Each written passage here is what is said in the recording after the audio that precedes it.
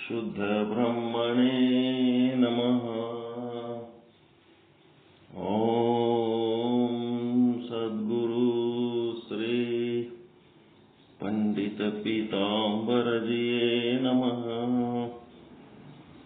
ओम सद्गुरु श्री साधु निश्चलदास जिये नमः। ओम सद्गुरु श्री चन्नबसवेश्वराय नमः।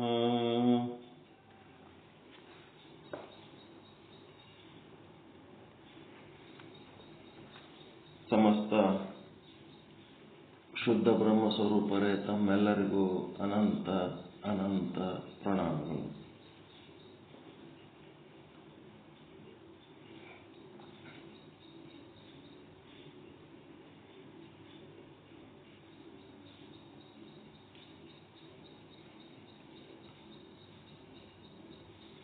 ಚಿನ್ಮಯ ಜ್ಞಾನಿ ಚನ್ನಬಸವೇಶ್ವರರ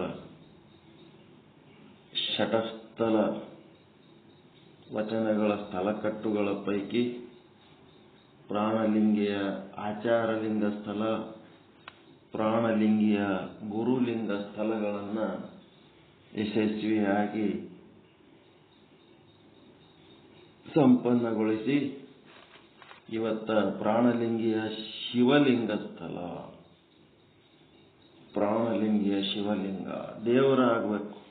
ಗುರು ಆಗ್ತದ, ದೇವರಾಗದ ಹೆಂಗ? ನಿನ್ನೆ ಗುರು ಆಗ್ಬೇಕಾದ್ರೆ ಹೆಂಗಿರ್ಬೇಕು? ಗುರು ಜ್ಯೋತಿ ಮುಟ್ಟಿದ ಜ್ಯೋತಿ ಅಂತಾಗಿ ತನ್ನ ಗುರುವಿನ ಸ್ಥಾನ ತಾನು ಪಡೆಯುವಂತೆ, ತನ್ನ ಶಿಷ್ಯನಿಗೆ ತನ್ನ ಸ್ಥಾನವನ್ನು ಕೊಡುವಂತೆ ಮುಕ್ತ ಭಾವ ಇರಬೇಕು.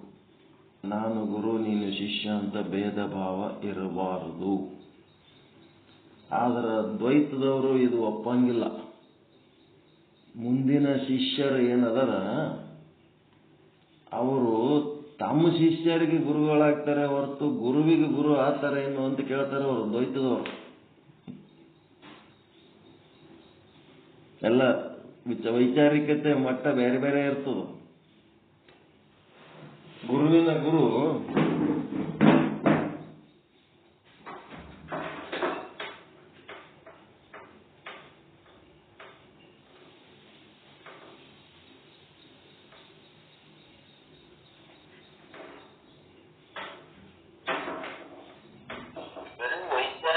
ವೈಚಾರಿಕತೆ ಅಂತಾರೆ. ವೈಚಾರಿಕತೆ ಇದರದ್ದು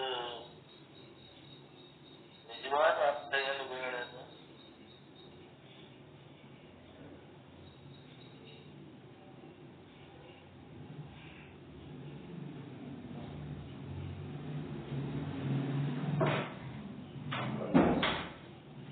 ಈಗ ಗುರು, ಈಗ ಒಬ್ಬ ಗುರು ಆಗ್ಯಾನಂದ್ರ ಯಾರಿಗೆ ಗುರು ಆತಾನ? ತನ್ನ ಶಿಷ್ಯರಿಗೆ ಗುರು ಆತಾನ, ತನ್ನ ಗುರುವಿಗೆ ಗುರು ಆತಾನೇನು? ಹೆಂಗಪ್ಪ ಅಂದ್ರೆ ಅದಕ್ಕೆ ಉದಾಹರಣೆ ಕೊಡ್ತಾರೆ. ಮತ್ ಈಗ ಮಗ ತಂದೆ ಆತಾನ ಅಂದ್ರೆ ಯಾರಿಗೆ ತಂದೆ ಆತಾನ? ತನ್ನ ಮಗನಿಗೆ ತಂದೆ ಆತಾನ. ತಮ್ಮ ಅಪ್ಪಗೆ ತಂದೆ ಆತಾನೇನು? ಹಿಂಗೆಲ್ಲ ಮಾತಾಡೋರಿಗೆ ಹೋಗಿ ಮೆಂಟಲ್ ಹಾಸ್ಪಿಟಲ್ನಾಗ ಹಾಕ್ಬೇಕಂತಾರ ಅವ್ರು ದ್ವೈತದವ್ರು. ಅಂದ್ರ ಆ ಗುರು ಶಿಷ್ಯ ತಂದೆ ಮಗನ ಸಂಬಂಧ ಮೀರಿದ್ದು ಆಧ್ಯಾತ್ಮ ಅದ. ಅದನ್ನು ಮೀರಿ ಹೋದಾಗ ಈ ಸಂಬಂಧಗಳು ಮೀರಿದ್ದದ. ಈ ಸಂಬಂಧಗಳೆಲ್ಲ ಉಪಾಧಿಗಳು, ಅದು ನಿರುಪಾಧಿಕ ಅದ. ಅದು ಆ ನಿರುಪಾಧಿಕ ಬ್ರಹ್ಮ, ಆ ಬ್ರಹ್ಮನನ್ನ ಯಾರು ಬೇಕಾದವ್ರು ತಿಳಿಬಹುದು, ಯಾರು ಬೇಕಾದವ್ರು ತಿಳಿಸ್ಬಹುದು, ಯಾರಿಗ್ಯಾರು ಗುರು ಆಗ್ಬಹುದು, ಯಾರಿಗ್ಯಾರು ಅಪ್ಪ ಆಗ್ಬಹುದು, ಯಾರಿಗ್ಯಾರು ಮಗ ಆಗ್ಬಹುದು. ಮಗ ಎಷ್ಟೋ ಸಾರಿ ಅವ್ರ ಅಪ್ಪಗೆ ಅಪ್ಪಾಗಿ ಬಿಟ್ಟಿರ್ತಾನವ. ಈ ಜನ್ಮದಾಗ ಮಗ ಆಗಿರ್ಬೋದು, ಹಿಂದಿನ ಜನ್ಮದಾಗ ಅವನೇ ಇವ್ರ ಅಪ್ಪ ಆಗಿರ್ತಾನ ಇಲ್ಲ? ಅಜ್ಜನ ಹೆಸರು ಮೊಮ್ಮಗನಿಗೆ ಇಡ್ತಾರ ಇಲ್ಲ? ಇರ್ತದೆ. ಅವನೇ ಕಲಿ ತಗೊಂಡ್ ಬಂದು ಶರೀರ ಏನು ಪಂಚಭೂತದ ಶರೀರ. ಮತ್ತ ಈಗ ಮೊಮ್ಮಗನಿಗೆ ಹೆಸರು ಯಾಕೆ ಇಡ್ತಾರ? ಅಜ್ಜನ ಹೆಸರು ಅವನೇ ಹುಟ್ಟಿ ಬಂದನ ಅಂತಾರಲ್ಲ. ಮತ್ತ ಅವ್ರ ಅಪ್ಪನಪ್ಪ ಆಗಿದ್ನ ಇಲ್ಲ. ಈಗ ನಮ್ಮ ಮೊಮ್ಮಗನಿಗೆ ನಮ್ಮ ಮನ್ಯಾಗ ಯಾಕಲೆ ತಮ್ಮ ಮಾತಾಡ್ದಂಗ ಅವ್ರ ಮನೆಗೆ ಹೋಗಿ ಮಾತಾಡ್ಲಕ್ಕತ್ತದ. ಅವ್ರ ಅಪ್ಪ ಅಂತ ತಿಳ್ಕೊಂಡಾರ, ಅವ್ರ ಮನ್ಯಾಗ ಅವ್ರ ಅಜ್ಜ ಅಂತ ತಿಳ್ಕೊತಾರ. ಸಾಹೇಬ್ರು ಅಂತಾರ ಕೂಸಿಗೆ. ಅಲ್ಲಿ ಹೋಗಿ ಅವ್ರ ಮನೆಗೆ ಹೋಗಿ ಯಾಕಲೆ ಅಂತಂದ್ರ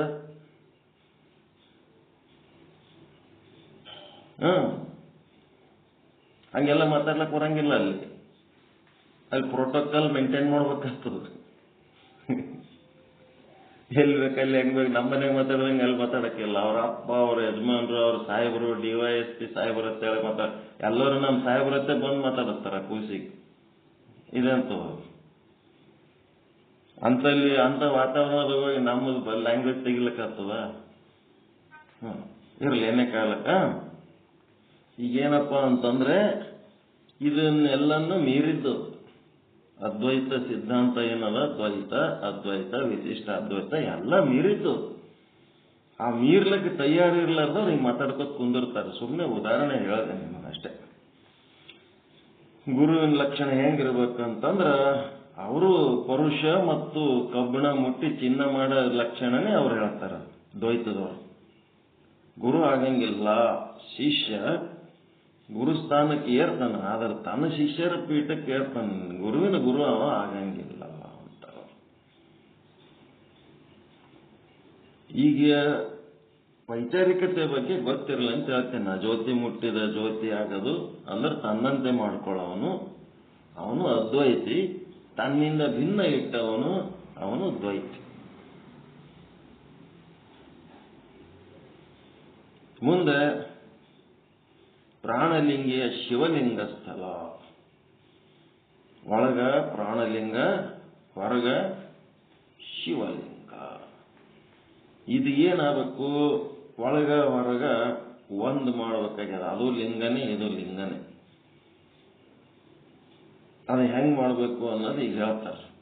ಉರಸ್ಥಲದಲ್ಲಿ ಲಿಂಗವ ಧರಿಸಿದ ಬಳಿಕ, ಅಂಗದ ಮೇಲೆ ಲಿಂಗ ಧರಿಸಿದ ಬಳಿಕ ಮನದ ಕೊನೆಯ ಮೊನೆಯಲ್ಲಿ ಲಿಂಗವನ್ನು ಅಗಲದಂತಿರಬೇಕು. ಅಂಗದ ಮೇಲೆ ಲಿಂಗ ಧಾರಣೆ ಮಾಡಿದ ಮೇಲೆ ಆ ಲಿಂಗವನ್ನ ಅಗಲಲಾರ್ದಂಗಿರ್ಬೇಕು. ಲಿಂಗವನ್ನು ಅಗಲಲಾರ್ದಂದ್ರ ಮನಸ್ಸಿನ ತುದಿ ಎಲ್ಲಿ ಅದು? ಆಸಕ್ತಿಯಲ್ಲಿ ಅದ. ಆಸಕ್ತಿಯಲ್ಲಿ ಮನಸ್ಸು ಎದೆದ್ರಾಗ ಆಸಕ್ತಿ ವಹಿಸ್ತದ, ಅದೇ ಮನಸ್ಸಿನ ತುದಿ. ಆ ತುದಿ ಒಳಗೆ ಏನಿರ್ಬೇಕು? ಲಿಂಗ ಇರಬೇಕು, ಅರಿವು ಇರಬೇಕು. ಎದೆದ್ರ ಬಗ್ಗೆ ಆಸಕ್ತಿ ವಹಿಸ್ಲಕ್ಕೆ ಹೋಗ್ಬಾರ್ದು. ಯಾರ ಬಗ್ಗೆ ಯಾವುದೇ ವಿಷಯದ ಬಗ್ಗೆ ಎದೆರ್ಬೇಕಾದ್ರೆ ಹುಚ್ಚುಚ್ಚು ಆಸಕ್ತಿ ವಹಿಸ್ಲಕ್ಕೆ ಹೋಗ್ಬಾರ್ದು. ನಮ್ಗೇನ್ ಮಾಡೋದು? ಅರಿವಿನಲ್ಲಿರ್ಬೇಕು. ಬರೇ ಪರಮಾತ್ಮನ ಒಂದು ವಿಚಾರ, ಅದರೊಳಗೆ ಆಸಕ್ತಿ ಇರ್ಬೇಕು. ಲಿಂಗವನ್ನು ಅಗಲದಂತಿರಬೇಕು. ಯಾರೋ ಸಮಸ್ಯೆ ಒಳಗಿದ್ದಾರಂದ್ರೆ ಏನಾಯ್ತು, ಹೆಂಗಾಯ್ತು, ಯಾಕಾಯ್ತು, ಬರೇ ನಮ್ಮ ಅನುಭವ ತಗೊಳಕ್ ಬಡದಾಡ್ತೀವಿ ಹೊರತು ಆ ಜೀವ ಎಷ್ಟು ಕಷ್ಟದಾಗದ, ಅದು ಎಷ್ಟು ಅಪಮಾನದಾಗದ, ಅದು ಎಷ್ಟು ಹಿಂಸೆ ಒಳಗದ, ಅದು ಬೇಕಾ ಬೇಡ? ಅದು ಬಿಟ್ಟಿಗೆ ಅವನಿಗೆ ಏನಾಗ್ಯದ, ಯಾಕೆ ಹಂಗ್ಯಾಕಾಯ್ತು ಅಂತೇಳಿ ನಮ್ಮ ಅನುಭವ ತಗೊಳಕ್ ಹೋಗ್ತೀವಿ ಹೊರತು ಅವ ಎಷ್ಟು ಕಷ್ಟದಾಗದನ, ಆ ವಿಚಾರ ಎಷ್ಟು ಅಪಮಾನ, ಎಷ್ಟು ಹಿಂಸೆ ಅನುಭವಿಸ್ಲಕ್ಕತ್ತಾನ ಇಂಥ ಸಂದರ್ಭದಾಗ ಅಂತೇಳಿ ಅಲ್ಲಿ ಒಳಗಿರೋಂಥ ಅರಿವಿನ ಕಡೆ ಹೋಗಕ್ಕೆ ಹೊರತು ಅವನಿಗೆ ಆದ ಘಟನೆಯ ಬಗ್ಗೆ ನಾವು ಅನಲೈಸಿಸ್ ಮಾಡಿ ನಾವು ಒಂದು ಅನುಭವ ತಗೊಂಡು ಲೋಕಾವಿರಾಮವಾಗಿ ಅವ್ರ ಜೊತೆಗೆ ಇವ್ರ ಜೊತೆಗೆ ಮಾತಾಡ್ಲಕ್ಕೆ ಒಂದು ಸುದ್ದಿ ಮಾಡ್ಕೊಳ್ಳೋದಿಲ್ಲ. ಅದಕ್ಕೆ ಉರಸ್ಥಲದಲ್ಲಿ ಲಿಂಗವ ಧರಿಸಿದ ಬಳಿಕ ಮನದ ಕೊನೆಯಲ್ಲಿ ಲಿಂಗವನ್ನು ಅಗಲದಂತಿರಬೇಕು. ಎಲ್ಲಿ ನೋಡಿದಲ್ಲಿ ನಮ್ಮ ಲಕ್ಷ್ಯ ಲಿಂಗದ ಕಡೆನೇ ಇರಬೇಕು. ಲಿಂಗ ಒಳಗಿರೋ ಲಿಂಗ ಅರಿವು ಸದಾಕಾಲ ನಿಮ್ಮ ಜೊತೆಗೆ ಇರ್ತದೆ. ಯಾವಾಗ ಏನೇ ತಪ್ಪು ಮಾಡುವಾಗ ಮಾಡಬೇಡ ಅಂತ ಹೇಳ್ತದೆ. ಏನೆಲ್ಲ ಮಾಡಿ ಕಾಲಿಗೆ ಪೊಲೀಸ್ ಸ್ಟೇಷನ್ದಾಗ ಕೂತಾಗನು ಅದು ಹೇಳ್ತದೆ, ನಾ ಹೇಳಿದ್ನಪ್ಪ ಅವಾಗೆ ನೀ ನನ್ನ ಮಾತು ಕೇಳಲಿಲ್ಲ. ಜೈಲ್ನಾಗ ಹೋಗಿ ಬಿದ್ದಾಗನು ಅದು ಸಂಗಟೆ ಇರ್ತದೆ. ನಾನು ಮಾತು ಕೇಳಲಾರ್ದಕ್ಕೆ ನೀನು ಹಣೆ ಬರ ಹಿಂಗಾಯ್ತು ನೋಡಪ್ಪ ಅಂತೇಳಿ ಪ್ರತಿಯೊಬ್ಬರಿಗೂ ಹೇಳ್ತಿರ್ತದೆ. ಅದ್ರ ಕಡೆ ಕಿವಿ ಕೊಡ್ಲಾರ್ದಕ್ಕೆ ದಾರಿ ತಪ್ಪಿ ಎಲ್ಲೋ ಹೋಗಿ ಏನೋ ಆಗ್ಲಿಕ್ಕತ್ಬಿಡ್ತದೆ. ಅದಕ್ಕೆ ಏನ್ ಮಾಡ್ಬೇಕು, ಲಿಂಗವನ್ನು ಅಗಲದಂತಿರಬೇಕು ಅಂತಂದ್ರೆ ತಾನು ಲಿಂಗಧಾರಿಯಾಗಿ ಎಲ್ಲಾ ಕಡೆ ಲಿಂಗದ ಲಕ್ಷಣವನ್ನೇ ಇರ್ಬೇಕು. ತನ್ನ ಲಕ್ಷ್ಯ ಲಿಂಗದ ಕಡೆನೇ ಇರ್ಬೇಕು. ಉರು ಗುರುಸ್ಥಳ, ಉರು ಲಿಂಗಸ್ಥಳ, ಉರು ಜಂಗಮ ಸ್ಥಳ, ಉರು ಪ್ರಸಾದ ಸ್ಥಳ, ಉರು ಅನುಭವ ಸ್ಥಳ ಎಂದರಿತ ಬಳಿಕ ಅನ್ಯ ಮಿಶ್ರಂಗಳ ಒದ್ದಬಾರದು. ಆತ್ಮನೇ ಉರು ಅಂತಂದ್ರ ನಿಮ್ ಎದಿ ಮೇಲೆ ಕಟ್ಟಿದ ಲಿಂಗ ಏನದ ಇಷ್ಟಲಿಂಗ, ಅದೇ ಲಿಂಗ ಸ್ಥಳ, ಅದೇ ಜಂಗಮ ಸ್ಥಳ, ಅದೇ ಪ್ರಸಾದ ಸ್ಥಳ, ಅದೇ ಅನುಭವ ಸ್ಥಳ ಅಂತ ಅಂದ್ಮೇಲೆ ಮತ್ತ ಈ ಅರಿವು ಆತ್ಮ ಅನ್ನೋಂಥದ್ದು ಅತ್ಯಂತ ದೊಡ್ಡ ತತ್ವವನ್ನ ನೀವು ತಿಳ್ಕೊಂಡ್ಮೇಲೆ ಮತ್ತೆ ಬೇರೆ ತತ್ವಗಳನ್ನು ತಿಳ್ಕೊಳ್ಳಕ್ಕೆ ಹೋಗಬಾರದು, ಹೊದ್ದಬಾರದು. ಅನ್ಯ ಮಿಶ್ರಂಗಳ ಹೊದ್ದಬಾರದು. ತಟ್ಟು ಮುಟ್ಟು ತಾಗು ನಿರೋಧಗಳಿಗೆ ಗುರಿಯಾಗಲಾರದು. ನಮಗೆ ಯಾರ್ಯಾರೇ ಮುಟ್ಟಿದ್ರ, ನಾವು ಯಾರಿಗಾರೇ ಮುಟ್ಟಿದ್ರ ಅವು ಏನಾಗಬೇಕು, ಅದು ಲಿಂಗ, ಇದು ಲಿಂಗ, ಅರಿವಿನ ಕಡೆನೇ ಲಕ್ಷ್ಯ ಕೊಡಬೇಕು. ತಟ್ಟು ಮುಟ್ಟು ಅವೆಲ್ಲ ಮಡಿ ಮೈಲಿಗೆ ಅನ್ನೋದು ಇರಬಾರ್ದು. ಇಂದ್ರಿಯಗಳ ಕೂಡಿ ಮನವ ತಾಪಂಗೊಳಿಸದೆ ಉರು ಲಿಂಗ ಸ್ವಾಯತ ಮಾರ್ಗಿಯಾಗಿರುವುದು ಪ್ರಾಣಲಿಂಗದ ಚಿಹ್ನ ನಮ್ಮ ಕೂಡಲ ಸಂಗಯ್ಯನಲ್ಲಿ. ಈಗೇನಾಯ್ತು, ಕೊಳ್ಳ ಕಟ್ಕೊಂಡು ಲಿಂಗ ಎದರ ಕುರು, ಅದು ಇಷ್ಟಲಿಂಗ ಎದರ ಕುರು, ಒಳಗಿರುವ ಕೂಟಸ್ಥ ಅರಿವಿನ ಕುರು.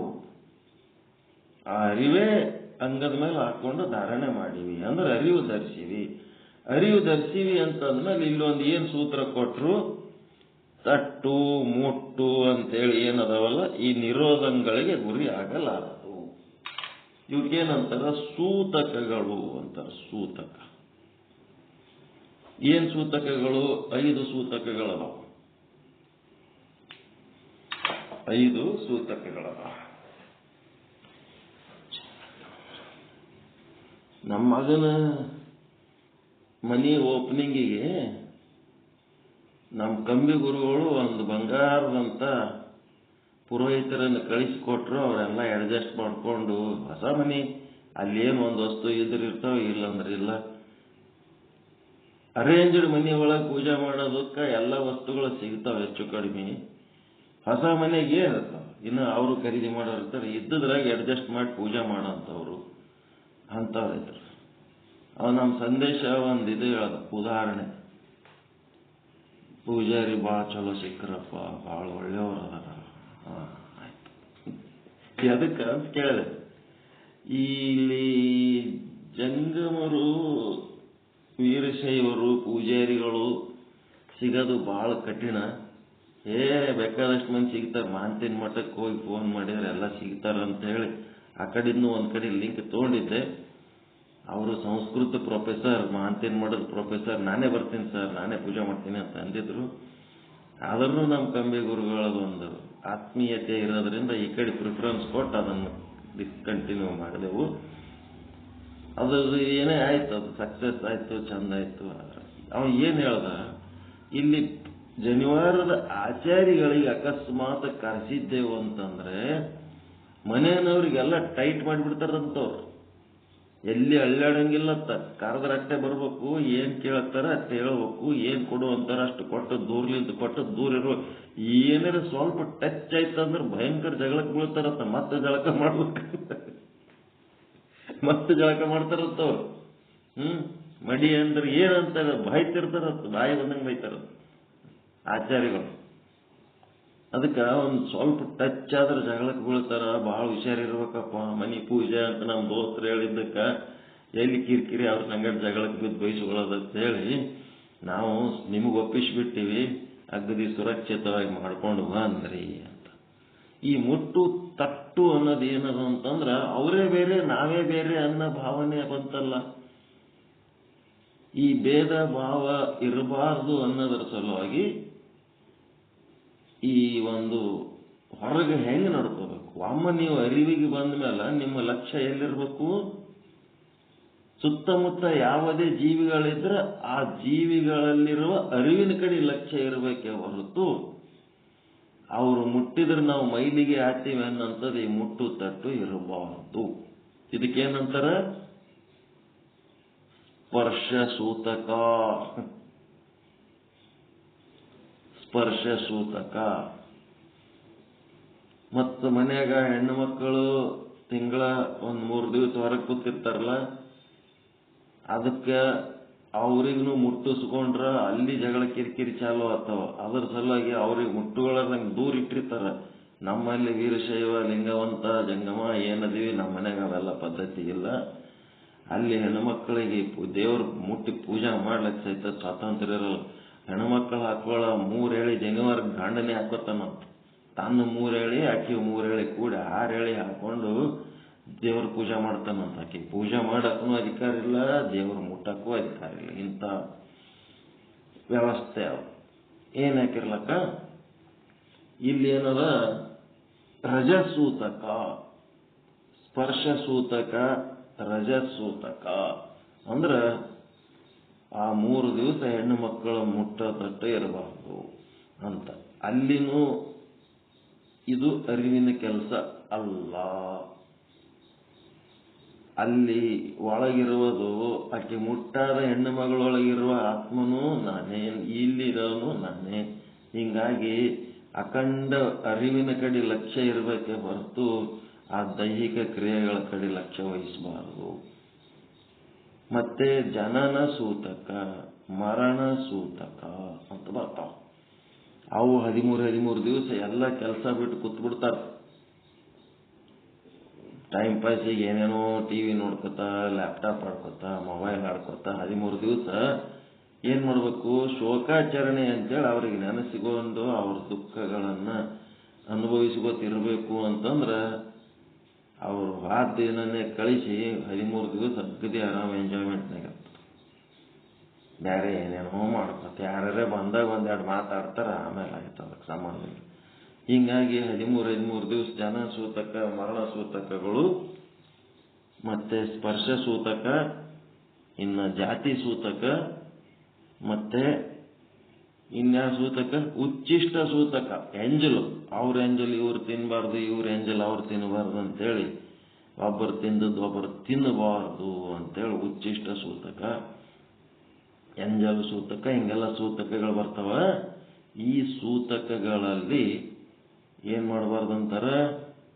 ಆರೋಗ್ಯದ ದೃಷ್ಟಿಯಲ್ಲಿಂತ ಒಳ್ಳೇದೇ, ಆದರೆ ಅಜ್ಞಾನದ ದೃಷ್ಟಿಯಲ್ಲಿಂತ ಅಲ್ಲಿ ಹಿಂಸೆ ಆಗಬಾರ್ದು, ಅಪಮಾನ ಆಗಬಾರ್ದು, ದುಃಖ ಆಗಬಾರ್ದು. ಆರೋಗ್ಯ ದೃಷ್ಟಿಲಿಂತ ಒಳ್ಳೇದೇ, ಒಬ್ರಿಗೊಬ್ರು ದೂರ ಇರಬೇಕು, ಸ್ವಚ್ಛ ಇರಬೇಕು ಅನ್ನೋದು ಒಳ್ಳೇದೇ. ಆದ್ರೆ ಆಕಸ್ಮಿಕವಾಗಿ ಒಬ್ಬರಿಗೊಬ್ಬರು ಸ್ಪರ್ಶ ಆದ್ರೆ ಅಲ್ಲಿ ಏನಿರ್ಬೇಕು? ಅರಿವಿನ ಕಡೆ ಲಕ್ಷ್ಯ ಇಟ್ಕೊಂಡು ಅದನ್ನ ದೊಡ್ಡದು ಮಾಡ್ಲಿಕ್ಕೆ ಹೋಗಬಾರ್ದು ಅಷ್ಟೆ. ಗೊತ್ತೈತ್ರ? ಒಳಗ ಅರಿವು ಇದ್ಮೇಲೆ ಹೊರಗೆ ಹೆಂಗಿರ್ಬೇಕಂದ್ರ ಈ ಸೂತಕಗಳನ್ನ ಆಚರಿಸಬಾರದು. ಮತ್ತೆ ತಾನು ಯಾವ ತತ್ವವನ್ನ, ಯಾರನ್ನ ಗುರು ಶಾಸ್ತ್ರ ಅಂತೇಳಿ ಒಪ್ಕೊಂಡನ ಅದ್ರ ಜೊತೆಗೆ ಮತ್ತೆ ಬೇರೆ ಬೇರೆ ಅವೆಲ್ಲ ಕಲಸ್ಕೊಳಕ್ ಹೋಗ್ಬಾರ್ದು. ಅದನ್ನು ಇರಲಿ ಇದನ್ನು ಇರಲಿ ಅಂತೇಳಿ ಅನ್ಯ ಮಿಶ್ರಂಗಳ ಹೊದ್ದಬಾರದು. ಮತ್ತೆ ತಟ್ಟು ಮುಟ್ಟು ತಾಗು ನಿರೋಧಂಗಗಳಿಗೆ ಗುರಿಯಾಗಲಾರದು. ಮುಟ್ಟು ತಟ್ಟು ಮಾಡಬಾರದು. ಮತ್ತೆ ಎಲ್ಲಾನು ಅರಿವನ್ನ ಹೊರತುಪಡಿಸಿ ಮತ್ತಿನ್ಯಾವುದೋ ಒಂದು ದೈವವನ್ನ ಅದನ್ನು ಇರಲಿ ಇದನ್ನು ಇರಲಿ ಅಂತ ಹೇಳಕ್ಕೆ ಒಪ್ಕೊಳ್ಳಕ್ಕೆ ಹೋಗಬಾರ್ದು. ನಾವು ಎಷ್ಟು ಶಾಸ್ತ್ರ ಹಿಡಿದೀವಿ, ಎಷ್ಟು ಗುರುಗಳನ್ನು ವಿಚಾರಗಳ ಕೇಳಕತ್ತೀವಿ, ಎಲ್ಲರೂ ಅರಿವಿನ ಸುದ್ದಿ ಹೇಳೋರು ಸುದ್ದಿನೇ ತಗೊಂಡು ಮಾತಾಡ್ತೀವಿ ನಾವು. ಅದನ್ನು ಹೊರತುಪಡಿಸಿ ಮತ್ತೆ ಯಾವುದರೆ ವೆಂಕಟರಮಣ ಸಾಯಿಬಾಬಾ ಚಾಲು ಮಾಡಿವೆ ನಾವೇನಾರ. ಅವೆಲ್ಲ ಏನಿದ್ರು ಸಹಿತ ಮೂಲ ಅರಿವು ಹಿಡಿದ ಮೇಲೆ ಉಳಿದು ಯಾವುದೋ ಅದರ ಜೊತೆಗೆ ಮಿಶ್ರ ಮಾಡ್ಕೋಬಾರದು. ಅವು ಮಿಶ್ರ ಮಾಡ್ಕೊಂಡೇವಂತಂದ್ರ ನಮ್ಮ ಶ್ರದ್ಧೆ, ನಮ್ಮ ನಿಷ್ಠೆ ಏನಾಗ್ತದ, ಅದಕ್ಕೊಂದಿಟ್ಟು ಇದಕ್ಕೊಂದಿಟ್ಟು. ನಿಮ್ಮ ಹೊಲ, ನಿಮ್ಮ ಆತ್ಮ, ನಿಮ್ಮ ಆತ್ಮದ ಮೇಲೆ ನಿಮ್ಮ ನಿಷ್ಠೆ ಇಟ್ಕೊಂಡು ನೀರು ಹರಿಸಬೇಕು. ಅದನ್ನು ಬಿಟ್ಟು ನಿಮ್ಮ ನೀರನ್ನ, ಭಕ್ತಿಯನ್ನ ಇನ್ನೊಬ್ಬರು ಹೊಲಕ್ಕೆ ಹರಿಸಿದ್ರೆ ಏನಾಗ್ತದೆ, ನಿಮಗೆ ಬೆಳೆ ಬರ್ತದೆ ಅನ್ನೋದು.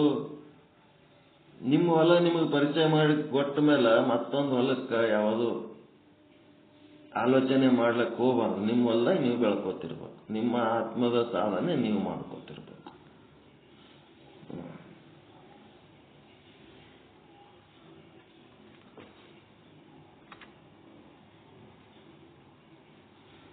ಒಂದನೇದು ಗೊತ್ತಾಯ್ತ್ರೆ, ಶಿವಲಿಂಗ ಅಂದ್ರೆ ಹೆಂಗಿರ್ತಾನಂತಂದ್ರೆ ಮುಟ್ಟು ತಟ್ಟು ಇರಂಗಿಲ್ಲ. ಆತ್ಮದೈವವನ್ನು ಹೊರತುಪಡಿಸಿ ಬೇರೆ ಯಾವುದಕ್ಕೂ ಅವನು ದೈವ ಅನ್ನಂಗಿಲ್ಲ. ಅವೆಲ್ಲ ಬೆರೆಸಂಗಿಲ್ಲ ತನ್ನದ್ರಾಗ. ಅದಿರಲ್ಲ ಇಂದಾಗ ಯಾರು ಲೈನ್ದಾಗಿರೋ ಲಕ್ಷಣ ಕಾಣುವಲ್ಲ, ನಾನು ಸ್ಪಂದನೆಗಳೇ ಇಲ್ಲ.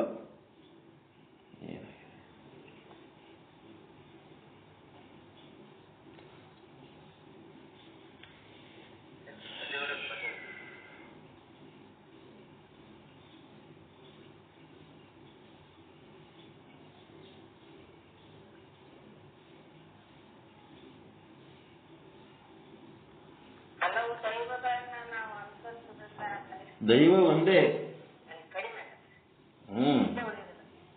ನಿಷ್ಠೆ ಉಳಿಯಂಗಿಲ್ಲ.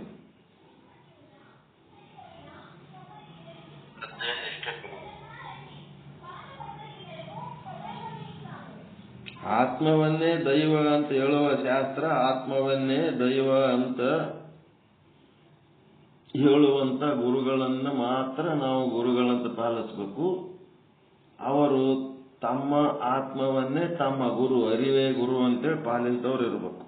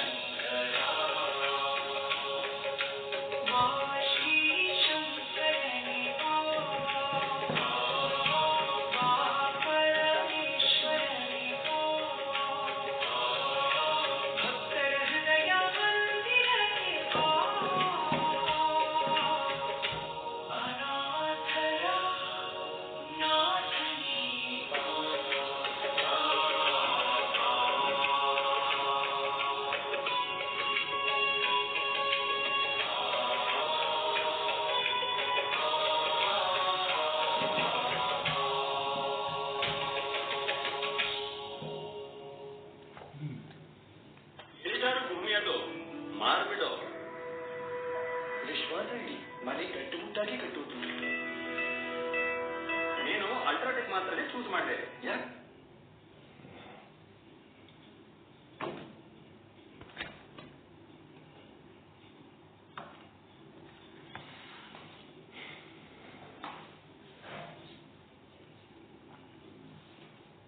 ಶಿವ ಶಂಕರ ಈಗ ನಿಮ್ಮ ಜೊತೆಗೆ ಅದನ್ನ ಇಲ್ಲ. ಈಗ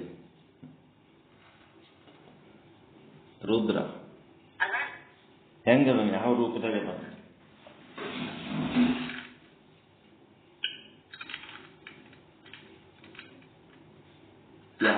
ಯಾವ ರೂಪದಲ್ಲಿ ಇದ್ದಾನೆ? ಈಗ ನೀವೇನ್ ಮಾಡ್ಲಕತ್ತೀರಿ? ಆತ್ಮ ಪರಮಾತ್ಮರ ವಿಷಯವನ್ನ ಚಿಂತನೆ ಮಾಡ್ಲಕತ್ತೀರಿ.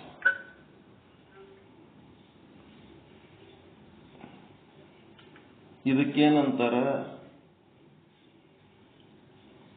ಅಧಿಭೂತ.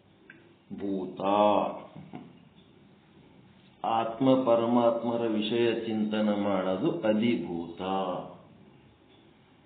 ಈ ಚಿಂತನೆ ಮಾಡುವುದಕ್ಕ ನಿಮ್ಮಲ್ಲಿ ಒಂದು ತತ್ವ ಕೆಲಸ ಮಾಡ್ತದೆ.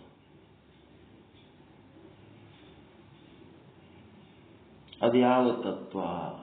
ಅಂತಃಕರಣಗಳಲ್ಲಿ ಆಸಕ್ತಿ, ಮನ, ಬುದ್ಧಿ, ಚಿತ್ತ, ಅಹಂಕಾರ ಅಂತೇನದಲ್ಲ, ಆ ಚಿತ್ತ ಅನ್ನುವ ಆಧ್ಯಾತ್ಮ ಆತ್ಮ ಪರಮಾತ್ಮರ ಚಿಂತನ ಎನ್ನುವ ಅಧಿಭೂತ ಮಾಡ್ತಾ ಇದೆ.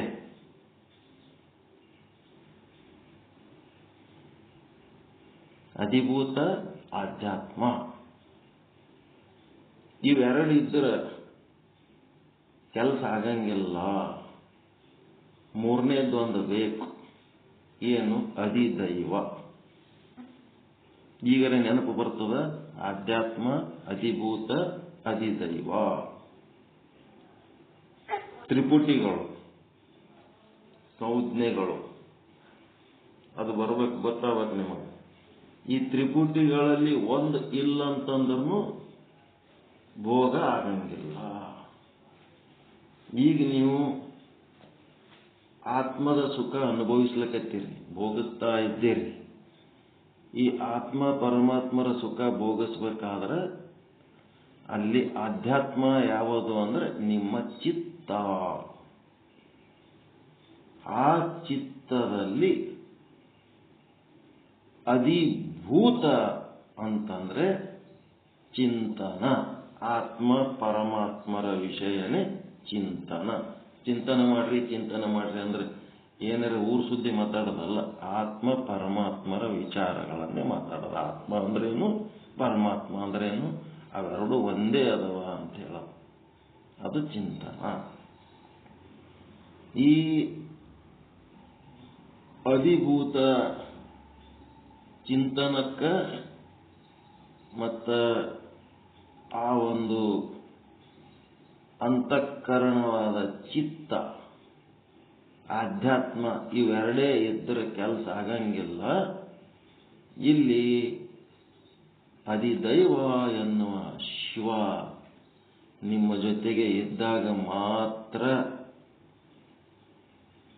ಆ ಶಿವನನ್ನ ಕರೆದು ನಿಮ್ಮ ಜೊತೆಗೆ ಕುಂದಿರ್ಸ್ಕೊಂಡ್ರೆ ಮಾತ್ರ ನಿಮ್ಮ ಸಮೀಪ ಯಾವ ಕಾಲ, ಕರ್ಮ, ಸಮಸ್ಯೆಗಳು ಯಾವ ನಿಮ್ಮ ಸಮೀಪಕ್ಕೆ ಬರಲ್ಲ. ಅವೆಲ್ಲ ದೂರ ಉಳಿತಾವ. ಮರಣ ಸಹಿತ ಸನಿಯಕ್ಕೆ ಬರಲ್ಲ. ಶಿವ ಇದ್ದಲ್ಲಿ ಮರಣ ಬರ್ತದೇನ್ರಿ? ಎಲ್ಲಾರ ಮೃತ್ಯುಂಜಯ ಇದ್ದಲ್ಲಿ ಮೃತ್ಯು ಬರ್ತದ. ಹೀಗಾಗಿ ಅಧಿದೈವ ರೂಪವಾದ ರುದ್ರ ಶಿವ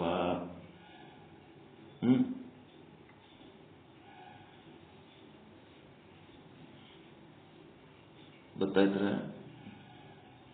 ಕಾನ್ಸಂಟ್ರೇಷನ್ ಎದರಿಂದ? ಶಿವನಿಂದ. ಅದಕ್ಕೆ ಮನಸ್ಸಿನ ದೇವರಂತಾರ. ನಮಗೆ ಮನಸ್ಸಿದ್ದಲ್ಲಿ ಮಹಾದೇವ ಅಂತಾರ.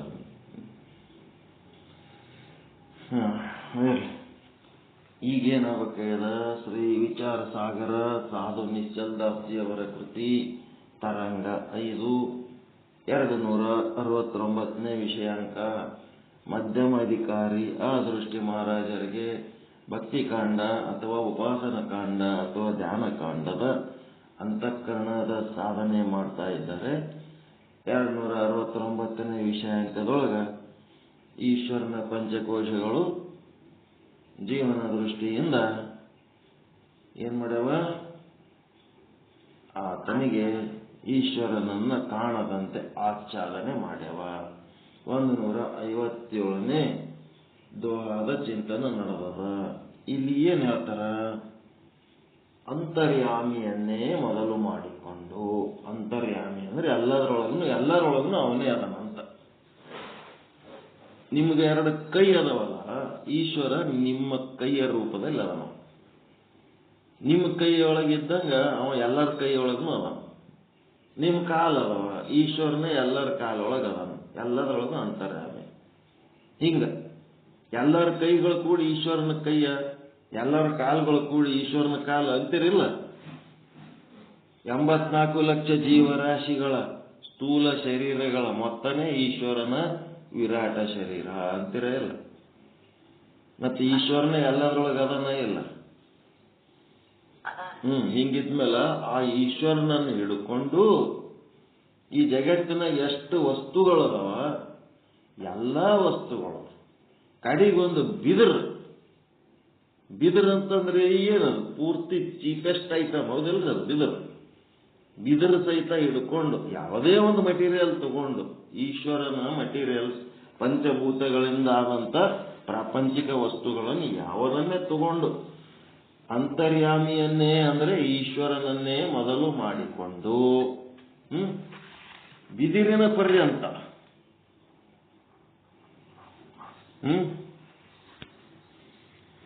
ವಾಗಿರುವ ಎಲ್ಲವನ್ನ ಈಶ್ವರ ರೂಪ ಅಂತೆ ಭಾವಿಸಿ ಆರಾಧನೆ ಮಾಡ್ತಾರೆ. ಕಲ್ಲು ಕಟ್ಟಿಗೆ ಕೈ ಸಿಕ್ಕದ್ದೆಲ್ಲ ತಗೊಂಡು ಪೂಜೆ ಮಾಡ್ತಾರಲ್ರಿ. ಏನ್ ಬೇಕದು ತಗೊಂಡು ಕೈ ಸಿಕ್ಕದ್ದೆಲ್ಲ ತಗೊಂಡು ಮಾಡ್ತಾರಲ್ಲ.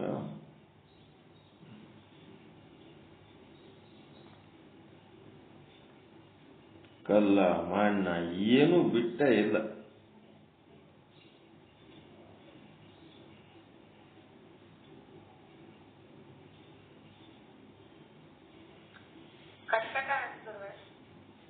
ಕಟ್ಟಲ್ಲ, ನಾನೇ ನಿಂತೀನಿ ಒಂದು ನಿಮಿಷ. ಪುಟ್ಟರಾಜ್ ಗವಾಯಿಗಳದೊಂದು ವಚನ, ಅದು ನಿಮಗೆ ಕೇಳಿಸ್ಬೇಕಂತ. ನಾನೇ ಕಟ್ಟಾಗಿಲ್ಲ.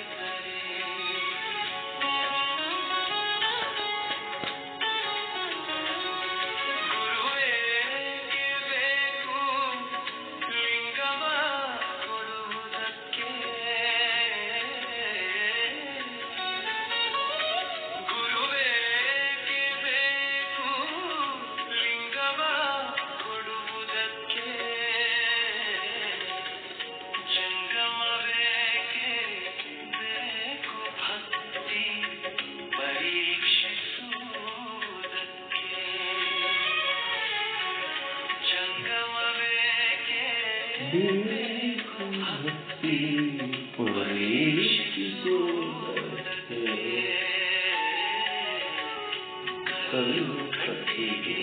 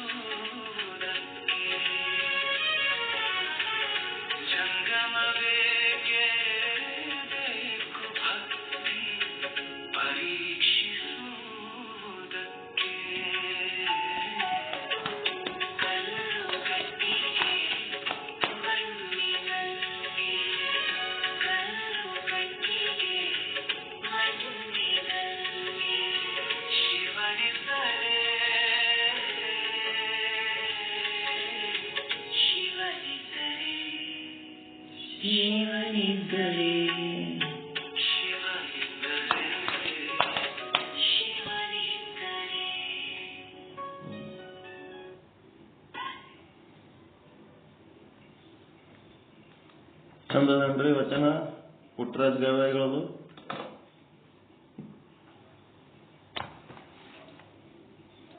ಏನ್ ತಿಳಿತಾ ಇಲ್ಲ? ಕಲ್ಲ ಕಟ್ಟಿಗೆ ತಗೊಂಡು ದೇವ್ರ ಪೂಜಾ ಮಾಡೋದಕ್ಕಿಂತ ಎತ್ತರದ ಮಟ್ಟದ ಒಂದು ಪರಿಚಯ ಮಾಡಿಕೊಡ್ಲಕತ್ತಾರ. ಗುರುವಿನಲ್ಲಿ ಹೋಗಿ ಲಿಂಗ ಕಟ್ಟಿಕೊಂಡು ಅರಿವಿನ ದಾರಿಗೆ ಹೋಗಿ ಮೋಕ್ಷ ಸಾಧನೆ ಮಾಡಬೇಕು. ಕಲ್ಲ ಕಟ್ಟಿಗೆ ದೇವರುಗಳು ಪೂಜಾ ಮಾಡಿದ್ರೆ ಎಲ್ಲರ ಕಲ್ಲಿನ ಮೂರ್ತಿಗಳಿಗೆ ಎಲ್ಲ ಕಟ್ಟಿಗೆ ತಗೊಂಡು ಎಲ್ಲ ಬಂಗಾರದ ಮೂರ್ತಿ ಮಾಡಿರ್ಬೋದು, ಅನುಕೂಲ ಇದ್ದವ್ರು ಬಂಗಾರದ ಮೂರ್ತಿ ಮಾಡಿರ್ಬೋದು, ಏನೇ ಮಾಡಿದ್ರು ಸಹಿತ ಅದಕ್ಕೇನು ಫಲ ಸಿಗಂಗಿಲ್ಲ ಅಂತ ನಾವು ಹೇಳ್ತಾ ಇಲ್ಲ. ಕಲ್ಲಿನ ಮೂರ್ತಿ ಮಾಡಿಕೆ ಅದಕ್ಕೆ ಹೋಗಿ ಬೇಡ್ಕೊಂಡ್ರೂ ಫಲ ಸಿಗ್ತದ, ಮಣ್ಣಿನ ಮೂರ್ತಿಗೂ ಫಲ ಸಿಗ್ತದ, ಬಂಗಾರ ಮೂರ್ತಿ ಮಾಡಿಟ್ರು ಫಲ ಸಿಗ್ತದ. ಅವಕ್ಕೆ ಫಲ ಸಿಗಂಗಿಲ್ಲ ಅಂತ ನಾವು ಹೇಳ್ತಾ ಇಲ್ಲ. ನೀವೇನ್ ಬೇಡ್ಕೋತೀರಿ ಆ ಫಲ ಅವುದರ್ಲಿಂತ ಸಿಗುತ್ತದ. ಆದರೆ ಪರಮಾನಂದ ಪ್ರಾಪ್ತಿ ರೂಪ ಸರ್ವ ದುಃಖ ನಿವೃತ್ತಿ ರೂಪ ಮೋಕ್ಷ ಆಗಂಗಿಲ್ಲ. ಲೌಕಿಕ ಪದಾರ್ಥಗಳನ್ನು ನೀವು ಪಡ್ಕೋಬಹುದು, ಲೌಕಿಕ ಭೋಗಗಳನ್ನು ನೀವು ಪಡ್ಕೋಬಹುದು, ಆದರೆ ಮೋಕ್ಷ ಆಗಂಗಿಲ್ಲ. ಈಗ ನಿಮಗ ಹೆಂಗ ಹೇಳಬೇಕಪ್ಪ ಅಂತಂದ್ರೆ, ನಾನು ಒಬ್ಬ ಬಡವ, ಆದರೆ ನಾನು ಬಡತನದಿಂದ ಬೇಸತ್ತು ಶ್ರೀಮಂತನಾಗಬೇಕು ಅಂತ ನಿಶ್ಚಯ ಮಾಡಿಬಿಟ್ಟಿನಿ. ನಾನು ಶ್ರೀಮಂತ ಆಗಬೇಕು ಅಂದ್ರ ದುಡುದು ಶ್ರೀಮಂತ ಆಗಬೇಕು, ಏನು ಲಂಚ ಭ್ರಷ್ಟಾಚಾರ ಮತ್ತೆ ಗುಂಡಾಗಿರಿ ಮಾಡಿ ನಾನು ಶ್ರೀಮಂತ ಆಗಬೇಕು.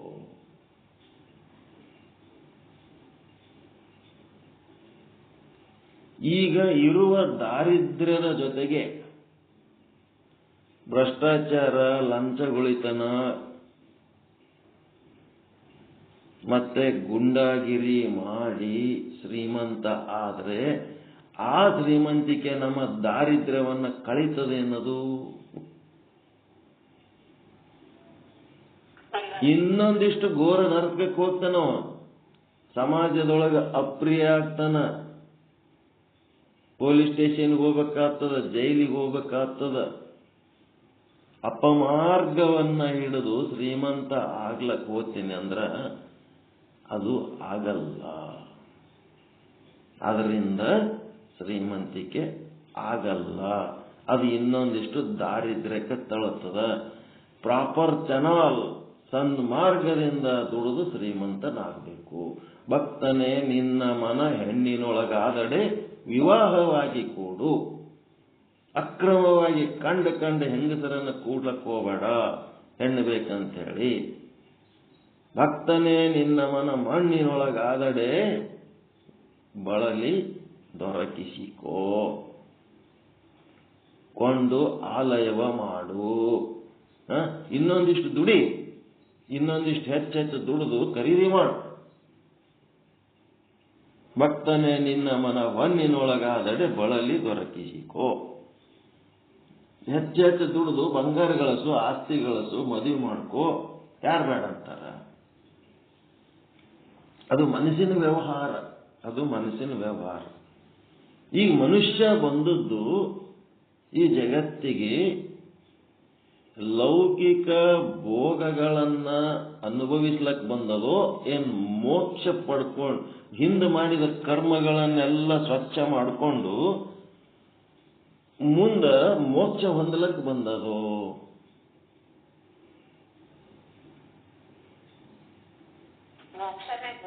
ಮೋಕ್ಷನೇ ಇದರ ಗುರಿ. ಮೋಕ್ಷನೇ ಇದರ ಗುರಿ ಇದ್ದಾಗ ಏನಾಗ್ಬಿಡ್ತು? ಆನಂದ ಬೇಕಾಗ್ಯದ. ಅದಕ್ಕ ಆನಂದ ಬೇಕಾಗ್ಯದ ಅಂದ ಮೇಲೆ ಏನ್ ಮಾಡ್ಬಿಡ್ತು?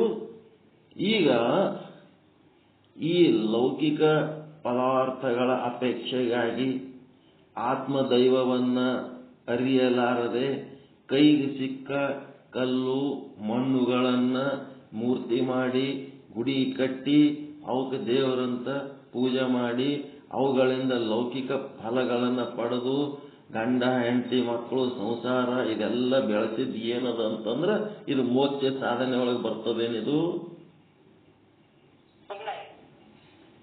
ಇದು ಎಂತ ಸಾಧನೆ? ಅವ ಎಂತ ಶ್ರೀಮಂತ ಆಗ್ಲಕತ್ತನ? ಎದರ್ಲಿಂದ ಶ್ರೀಮಂತ ಆಗ್ಲಕತ್ತನ? ಲೌಕಿಕ ವಿಷಯದಿಂದ ಶ್ರೀಮಂತ ಏನಾಗ್ಲಕತ್ತನ? ಭ್ರಷ್ಟಾಚಾರ. ಆ ಆತ್ಮದ ಸಾಧನೆಯ ಮಾರ್ಗ ಬಿಟ್ಟು ಬೇರೆ ಮಾರ್ಗದಲ್ಲಿ ಅವ ಹೆಂಗ ಶ್ರೀಮಂತ ಆಗಿ ಸುಖ ಅನುಭವಿಸ್ಲಕತ್ತನೋ ಹಂಗೆ ಇಲ್ಲಿ ಸಹಿತ ನಾವು ಏನ್ ಮಾಡ್ಲಕತ್ತೀವಿ? ಸಕ್ರಮವಾದ ಆತ್ಮ ಸಾಧನೆಯನ್ನ ಮಾಡದ ಬಿಟ್ಟು ಈ ಸಂಸಾರ ಸಾಧನೆ ಅಂತ ಏನ್ ಮಾಡ್ಲಕತ್ತೀವಲ್ಲ, ಈ ಸಾಧನೆನೇ ನಮ್ಮ ಆಧ್ಯಾತ್ಮ ಸಾಧನೆಗೆ ಅಡ್ಡಿಪಡಿಸ್ಲಕತ್ತ. ಇದೇ ನಮಗೆ ಅಡ್ಡಿಯಾಗ್ಯದ. ಇದನ್ನ ನಾವು ಸಕ್ರಮ ಅಂತ ತಿಳ್ಕೊಂಡಿವಿ. ನಾವು ಗಂಡ ಹೆಂಡತಿ ಮಕ್ಕಳು ಮರಿ ಇದೆಲ್ಲ ಮಾಡಿದ್ದು ಇದು ಕರೆಕ್ಟ್ ರೂಲ್ಸ್ ಪ್ರಕಾರ ಬರೋಬ್ಬರಿ ಆದಂತ ತಿಳ್ಕೊಂಡು ಆತ್ಮ ಸಾಧನೆಯ ದೃಷ್ಟಿಲಿಂತ ಇದು ಭ್ರಷ್ಟಾಚಾರ ಹೌದಾ ಅಲ್ಲ? ಒಪ್ಪುಗಳಂಗಿಲ್ಲ. ಭ್ರಷ್ಟಾಚಾರಿಯಾಗಿ ಶ್ರೀಮಂತಾಗಿ ಸುಖ ಅನುಭವಿಸುವುದು ಹೆಂಗ, ದುಡಿದು ಗಳಿಸಿದ ರೊಕ್ಕದಾಗ ಶ್ರೀಮಂತಾಗಿ ಸುಖ ಅನುಭವಿಸುವುದು ಹೆಂಗ, ಈಗ ನಾವು ಮೋಕ್ಷ ಸಾಧನೆ ಮಾಡಿ ಆತ್ಮ ಸಾಧನೆ ಮಾಡಿ ಏನ್ ಪರಮಾನಂದ ಪ್ರಾಪ್ತಿ ಮಾಡ್ಕೊಳಕತ್ತೇನು ಜನ್ಮ ಬಂದವ, ಈ ಸಾಧನೆ ಮಾಡ್ಲಕ್ಕ ಬಂದು ನಾವೇನ್ ಮಾಡ್ಲಕತ್ತೀವಿ, ಇಂಥ ಆನಂದನೆ ಇನ್ನೊಂದು ಮಾರ್ಗದಿಂದ ಪಡ್ಕೋಬೇಕಂತೇಳಿ ಸಂಸಾರದಾಗ ಹೋಗಿ ಗಂಡ ಹೆಂಡತಿ ಮಕ್ಕಳು ರೊಕ್ಕ ರೂಪಾಯಿ ಬಂಗಾರ ಅಧಿಕಾರ ಆಧ್ಯಾತ್ಮ ಸಾಧನೆಯ ದೃಷ್ಟಿಲಿಂದ ಸಂಸಾರ ಕೂಡ ಭ್ರಷ್ಟಾಚಾರನೇ.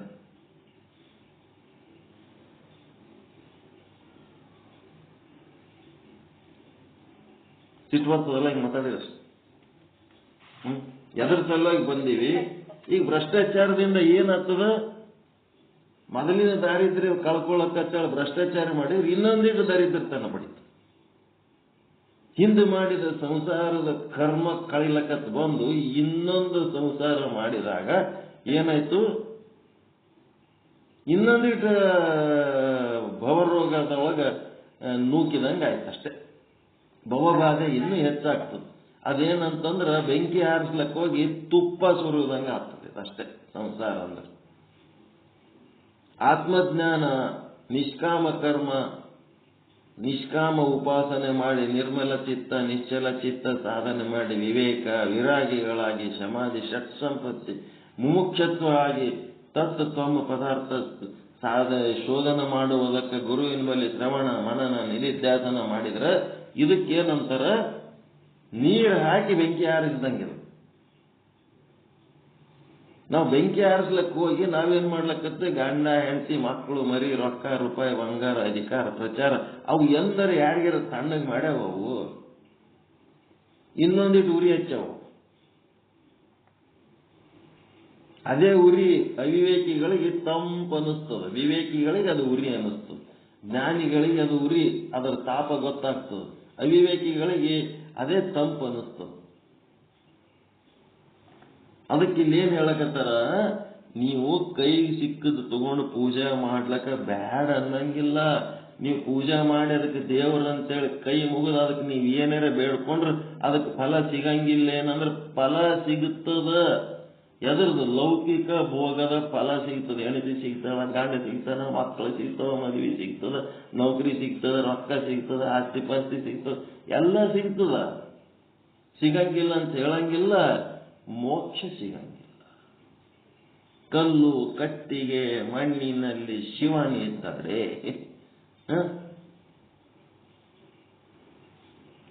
ಅಲ್ಲಿ ಮೋಕ್ಷ ಸಾಧನೆ ಅಲ್ಲ. ಮೋಕ್ಷ ಸಾಧನೆ ನಿಮ್ಮ ಅರಿವಿನ ಸಾಧನೆ, ಗುರುವಿನ ಮೂಲಕ. ಅದಕ್ಕೆ ಅಂತಾರೆ ಗುರು ಎದಕ್ಕೆ ಬೇಕು? ಲಿಂಗ ಕೊಡೋದಕ್ಕೆ, ಜಂಗಮ ಎದಕ್ಕೆ ಬೇಕು? ಭಕ್ತಿ ಪರೀಕ್ಷೆ ಮಾಡೋದಕ್ಕೆ. ಅದಕ್ಕೆ ಮೋಕ್ಷ ಆಗಂಗಿಲ್ಲ. ಉಳಿದು ಎಲ್ಲ ನೀವು ಪೂಜೆ ಮಾಡ್ತೀರಿ, ಬ್ಯಾಡ ಅನ್ನಂಗಿಲ್ಲ, ಮಾಡ್ರಿ, ಬ್ಯಾಡ ಅನ್ನಂಗಿಲ್ಲ. ಆದ್ರೆ ಅವಕ್ಕೆ ನಿಮಗೆ ಲೌಕಿಕ ಭೋಗಗಳು ಹೆಚ್ಚಾಗ್ತವೆ ಹೊರತು ಮೋಕ್ಷ ಆಗಂಗಿಲ್ಲ. ನಿಮ್ಮ ಗುರಿ ಲೌಕಿಕ ಭೋಗ ಹೆಚ್ಚು ಮಾಡ್ಕೊಳಕ್ ಬಂದಿರೋ ಏನು ಮೋಕ್ಷ ಸಾಧನೆ ಮಾಡ್ಲಕ್ ಬಂದಿರೋ? ನಂಬಿದ ಹೆಂಡತಿಗೆ ಗಂಡನೊಬ್ಬ, ನಂಬಬಲ್ಲ ಭಕ್ತನಿಗೆ ದೇವನೊಬ್ಬ. ಬೇಡ ಬೇಡ ಅನ್ಯ ಪುರುಷರ ಸಂಘ, ಅನ್ಯರ ಪುರುಷರ ಸಂಘವೆಂಬುದು ಹಾದರ ಕಾಣಿರೋ. ಬೇಡ ಬೇಡ ಅನ್ಯ ದೈವದ ಸಂಘ, ಅನ್ಯ ದೈವದ ಸಂಘವಲ್ಲ ಕೂಡಲ ಸಂಗಮ ದೇವ. ಅನ್ಯ ದೈವದ ಆರಾಧನೆ ಎಂಬುದು ಅನ್ಯ ಪುರುಷರ ಸಂಘ ಮಾಡ್ದಂಗಂತ. ಆತ್ಮದೈವವನ್ನ ಹೊರತುಪಡಿಸಿ ಬೇರೆ ದೈವವನ್ನ ಆರಾಧನೆ ಮಾಡಿದರೆ ಅಲ್ಲೇನಾಯ್ತು? ಪರಪುರುಷರ ಸಂಘ ಮಾಡಿದಂಗಾಗ್ತದಂತ. ಅದಕ್ಕೇನ್ ಮಾಡ್ಬೇಕು? ಬೇರೆ ದೈವಗಳ ಆರಾಧನೆ ಮಾಡ್ಲಕತ್ತೀವಲ್ಲ, ಎಲ್ಲಿ ಹೆಂಗ್ ಮಾಡ್ಲಕತ್ತೀವಿ ನಾವೀಗ? ಅಲ್ಲಿ ಕೂಡ ಅದೇ ದೈವವನ್ನೇ ಕಾಣಬೇಕು. ಶ್ರೀಶೈಲ ಮಲ್ಲಿಕಾರ್ಜುನಿಗೆ ಹೋಗಬೇಡ ಅಂತಲ್ಲ, ಓರಿ. ಅಲ್ಲಿ ಹೋದ್ರೂ ಸಹಿತ ನಿಮ್ಮ ಆತ್ಮ ದೈವವನ್ನೇ ಅಲ್ಲಿ ಕಾಣಬೇಕು. ಆ ಮಲ್ಲಯ್ಯನೊಳಗಿರುವ ಆತ್ಮ ನಿನ್ನೊಳಗಿರುವ ಆತ್ಮ ಒಂದೇ ಅಂತೇಳಿ ಏಕೋಭಾವ ತಾಳುವಂತ ದೃಷ್ಟಿ ಇಟ್ಕೊಂಡು ಹೋಗ್ಬೇಕು. ಮಲ್ಲಯ್ಯ ನೀ ಹೀರೋ ನಾ ಜೀರೋ ಅಂತೇಳಿ ವಾದ್ರಿ ಅದು ಭಕ್ತಿ ಮಾರ್ಗ. ನಿನ್ನಂಗೆ ನಾನು, ನನ್ನಂಗೆ ನೀನು, ನನ್ನೊಳಗಿರೋ ಚೈತನ್ಯನೂ ಅದೇ, ನಿನ್ನೊಳಗಿರೋ ಚೈತನ್ಯನೂ ಅದೇ, ನಾನು ನೀನು ಇಬ್ರು ಒಂದೇ ಅನ್ನೋ ಭಾವದಲ್ಲಿ ಹೋಗ್ಬೇಕು. ಅದು ಬಿಟ್ಟು ನೀವು ಯಪ್ಪ ನೀನೇ ಹೀರೋ ಅಂತೇಳಿ ಕೈ ಮುಗಿದ್ರಿ ನಿಮಗೆ ಫಲ ಸಿಗ್ತದೆ, ಮೋಕ್ಷ ಸಿಗಂಗಿಲ್ಲ. ನಾನು ನೀನು ಒಂದೇ ಅಂತ ಹೇಳಿದ್ರೆ ಮೋಕ್ಷ ಸಿಗ್ತದೆ. ಅದಕ್ಕೆ ಅಂತರ್ಯಾಮಿಯನ್ನು ಹಿಡಿದುಕೊಂಡು ಈಶ್ವರನ ಹಿಡಿದುಕೊಂಡು ಬಿದಿರಿನ ಪರ್ಯಂತರವಾಗಿರುವಗಳನ್ನ ಈಶ್ವರ ರೂಪ ದೇವರ ರೂಪ ಅಂತ ಆರಾಧನೆ ಮಾಡುತ್ತಾರೆ, ಸುಖವನ್ನು ಬಯಸುತ್ತಾರೆ. ಎಂಥ ಉಪಾಧಿಯನ್ನು ಆರಾಧನೆ ಮಾಡುತ್ತಾರೋ ಅದಕ್ಕೆ ಅನುಸಾರವಾದ ಫಲವನ್ನೇ ಪಡೆಯುತ್ತಾರೆ. ಕಲ್ಲಿನ ಮೂರ್ತಿ ಮಾಡಿದವರು ಕಲ್ಲಿನ ಮೂರ್ತಿಗೆ ಅನುಸಾರವಾಗಿ ಏನ್ ಸಿಗ್ತದ. ಪಂಚಲೋಹದ ಮೂರ್ತಿ ಮಾಡಿದವ್ರಿಗೆ ಅವ್ರಿಗೆ ಏನ್ ಸಿಗ್ತದ, ಬಂಗಾರ ಮೂರ್ತಿ ಮಾಡಿದವ್ರು ಅವ್ರಿಗೆ ಏನ್ ಸಿಗ್ತದ, ಕಟ್ಟಿಗೆ ಮೂರ್ತಿ ಮಾಡಿದವ್ರಿಗೆ ಮಣ್ಣಿನ ಮೂರ್ತಿ ಮಾಡೋದು ಯಾರಿಗೆ ಏನ್ ಸಿಗ್ಬೇಕಾದ್ರೆ ಸಿಗ್ತದೆ. ಅವರವರ ಉಪಾಧಿಗಳು ಏನ್ ಇಟ್ಕೊಂಡು ಪೂಜೆ ಮಾಡ್ತಾರೆ ಅದಕ್ಕೆ ತಕ್ಕಂತೆ ಸಿಗ್ತದೆ. ಕಾರಣ ಪ್ರಪಂಚ, ಸೂಕ್ಷ್ಮ ಪ್ರಪಂಚ, ಸ್ಥೂಲ ಪ್ರಪಂಚ ಇವೆಲ್ಲ ಏನದವ ಈಶ್ವರನ 3 ಶರೀರಗಳಲ್ಲಿ ಅಂತರ್ಭೂತವಾಗಿರುತ್ತವೆ. ಇವೆಲ್ಲ ಅವುಗಳಲ್ಲಿ ಉಪಾಸನೆಗೆ ಅನುಸಾರ ಫಲವಾದರೂ ಸರ್ವದರಿಂದಲೂ ಆಗುತ್ತದೆ, ಎಲ್ಲದರಿಂದ ಫಲ ಆಗುತ್ತದೆ. ಕಲ್ಲ ದೇವರನ್ನ ಪೂಜಿಸಿದರೂ ಫಲ ಪ್ರಾಪ್ತಿ ಸಾಧ್ಯ, ಫಲ ಆಗುವುದಿಲ್ಲ ಅಂತ ನಮ್ಮ ಅಭಿಪ್ರಾಯವಿಲ್ಲ. ಕಲ್ಲಿನೊಳಗೂ ಈಶ್ವರನಿದ್ದಾನೆ, ಮಣ್ಣಿನೊಳಗೂ ಈಶ್ವರನಿದ್ದಾನೆ, ಎಲ್ಲದರೊಳಗೂ ಈಶ್ವರನಿದ್ದಾನೆ. ಏನನ್ನಾದರೂ ಹಿಡಿದು ಪೂಜಿಸಿದರೂ ಫಲಪ್ರಾಪ್ತಿ ಸಂಭವ. ಈಶ್ವರನ ವಿರಾಟ ಸ್ವರೂಪವನ್ನು ಪೂಜೆ ಮಾಡಿದರೂ ಈಶ್ವರನ ಪೂಜೆಯೇ ಆಗಿರುತ್ತದೆ. ಉಪಾಸನೆಯಿಂದ ಫಲಪ್ರಾಪ್ತಿ ಸಂಭವ. ನೀವು ಉಪಾಸನೆ ಮಾಡೋದ್ರಿಂದ ಫಲಪ್ರಾಪ್ತಿ ಸಿಗ್ತದೆ. ಅವನ್ ಧ್ಯಾನ ಮಾಡ್ರಿ, ಪೂಜಾ ಮಾಡ್ರಿ, ಸಿಗ್ತದೆ. ಬ್ರಹ್ಮಜ್ಞಾನವಾಗಲಾರದ ಹೊರತು ಮೋಕ್ಷವಾಗುವುದಿಲ್ಲ. ಬ್ರಹ್ಮಜ್ಞಾನ ಆಗಬೇಕು. ಅದು ಬಿಟ್ಟು ನೀವು ಬರೇ ಒಂದು ಮೂರ್ತಿ ತಗೊಂಡು ಪೂಜೆ ಮಾಡಿದ್ರೆ ನಿರ್ಮಲ ಚಿತ್ತ ಆಗ್ತದೆ, ಅದರ ಉಪಾಸನೆ ಮಾಡಿದ್ರೆ ನಿಶ್ಚಲ ಚಿತ್ತ ಆಗ್ತದೆ. ಅದು ನಿಷ್ಕಾಮವಾಗಿ ಮಾಡಿದರೆ. ಸಕಾಮವಾಗಿ ಮಾಡಿದರೆ ಏನ ಅದಕ್ಕೆ ನಿಮ್ಮ ಇಚ್ಛೆ ನೀವು ಮಾಡಿದ ಪೂಜೆಗೆ ತಕ್ಕಂತೆ ನಿಮ್ಮ ಇಚ್ಛೆಗಳು ಈಡೇರ್ತಾವ. ಆ ಪೂಜೆಗೆ ತಕ್ಕಂತೆ ಸಕಾಮವಾಗಿ ಮಾಡಿದ್ರೆ. ನಿಷ್ಕಾಮವಾಗಿ ಮಾಡಿದ್ರೆ ನಿರ್ಮಲ ಚಿತ್ತ ನಿಶ್ಚಲ ಚಿತ್ತ ಆಗ್ತದೆ. ಆದರೆ ಬ್ರಹ್ಮಜ್ಞಾನವಾಗದ ಹೊರತು ಮೋಕ್ಷವಾಗುವುದಿಲ್ಲ. ಯಾವುದನ್ನ ಕುರಿತು ನೀವು ಉಪಾಸನೆ ಮಾಡ್ಲಿಕ್ಕತ್ತೀರಿ ಅದು ಬೇರೆ ಅಲ್ಲ, ನಾನು ಬೇರೆ ಅಲ್ಲ, ನೀನು ಬೇರೆ ಅಲ್ಲ. ನನ್ನಂತೆ ನೀನು, ನಿನ್ನಂತೆ ನಾನು. ಇದು ಬರಬೇಕು. ಈ ಮಾತು ಲಕ್ಷ್ಯದೊಳಗಿಟ್ಟುಕೊಳ್ಳಬೇಕು. ಅರ್ಥ ಸ್ಪಷ್ಟವಾಗಿದೆ. ಯಾವುದನ್ನಾದರೂ ದೇವರು ಎಂದು ಪೂಜೆ ಮಾಡು. ತತ್ಪದದ ಅರ್ಥವನ್ನ ಯಥಾರ್ಥವಾಗಿ ತಿಳಿಯಲಾರದೆ ಸಕಾಮ ಕರ್ಮೋಪಾಸನೆ ಮಾಡಿದರೆ ಫಲಪ್ರಾಪ್ತಿ ಸಂಭವ. ನಮಗ್ ಮೋಕ್ಷ ಪ್ರಾಪ್ತಿ ಬೇಕಾಗಿದೆ, ಫಲ ಬೇಕಾಗಿಲ್ಲ. ನಮಗ ಸಂಸಾರ ಸಂಬಂಧಿ ಫಲ ನಮಗೆ ಬೇಕಾಗಿಲ್ಲ, ಮೋಕ್ಷ ಪ್ರಾಪ್ತಿ ಬೇಕಾಗಿದೆ. ತತ್ಪದದ ಅರ್ಥವನ್ನ ಅಂದ್ರೆ ಏನ್ ಹೇಳ್ತಾರ, ಅಲ್ಲಿರುವ ಚೈತನ್ಯ ಸಚ್ಚಿದಾನಂದ, ನಿನ್ನಲ್ಲಿರುವ ಚೈತನ್ಯ ಸಚ್ಚಿದಾನಂದ ಎರಡೂ ಒಂದೇ ಇರುವ ಕಾರಣ ಅದು ಬೇರೆ ಅಲ್ಲ, ನಾನು ಬೇರೆ ಅಲ್ಲ. ನನ್ನೊಳಗಿರುವ ಚೈತನ್ಯವನ್ನು ನಾನು ಪೂಜಿಸಲಿಕ್ಕೆ ಬರಂಗಿಲ್ಲ ಅನ್ನೋದಕ್ಕೆ ಎದರ ಇಟ್ಟು ಇನ್ನೊಂದನ್ನು ಪೂಜೆ ಮಾಡ್ಲಿಕ್ಕತ್ತೀನಿ. ಆದರೆ ಅಲ್ಲಿರೋದು ಬ್ರಹ್ಮನ ಪೂಜೆನೇ ಹೊರತು ಒಂದು ವ್ಯಕ್ತಿಯ ಪೂಜೆ ಅಲ್ಲ, ಒಂದು ಯಾವುದೋ ಪಂಚಭೂತದ ಪೂಜೆ ಅಲ್ಲ. ಈ ರೀತಿ ಮಾಡಬೇಕು. ನಿಷ್ಕಾಮ ಕರ್ಮೋಪಾಸನೆ ಮಾಡಿದರೆ ಅಂತಃಕರಣ ಶುದ್ಧಿ ಆಗುತ್ತದೆ. ಸಕಾಮ ಕರ್ಮೋಪಾಸನೆ ಮಾಡಿದರೆ ಫಲ ಪ್ರಾಪ್ತಿಯಾಗುತ್ತದೆ. ಅದರಲ್ಲಿ ಏನು ತಪ್ಪಿಲ್ಲ. ಆದರೆ ಬ್ರಹ್ಮಜ್ಞಾನ ಆಗದ ಹೊರತು ಮೋಕ್ಷ ಅಸಂಭವ.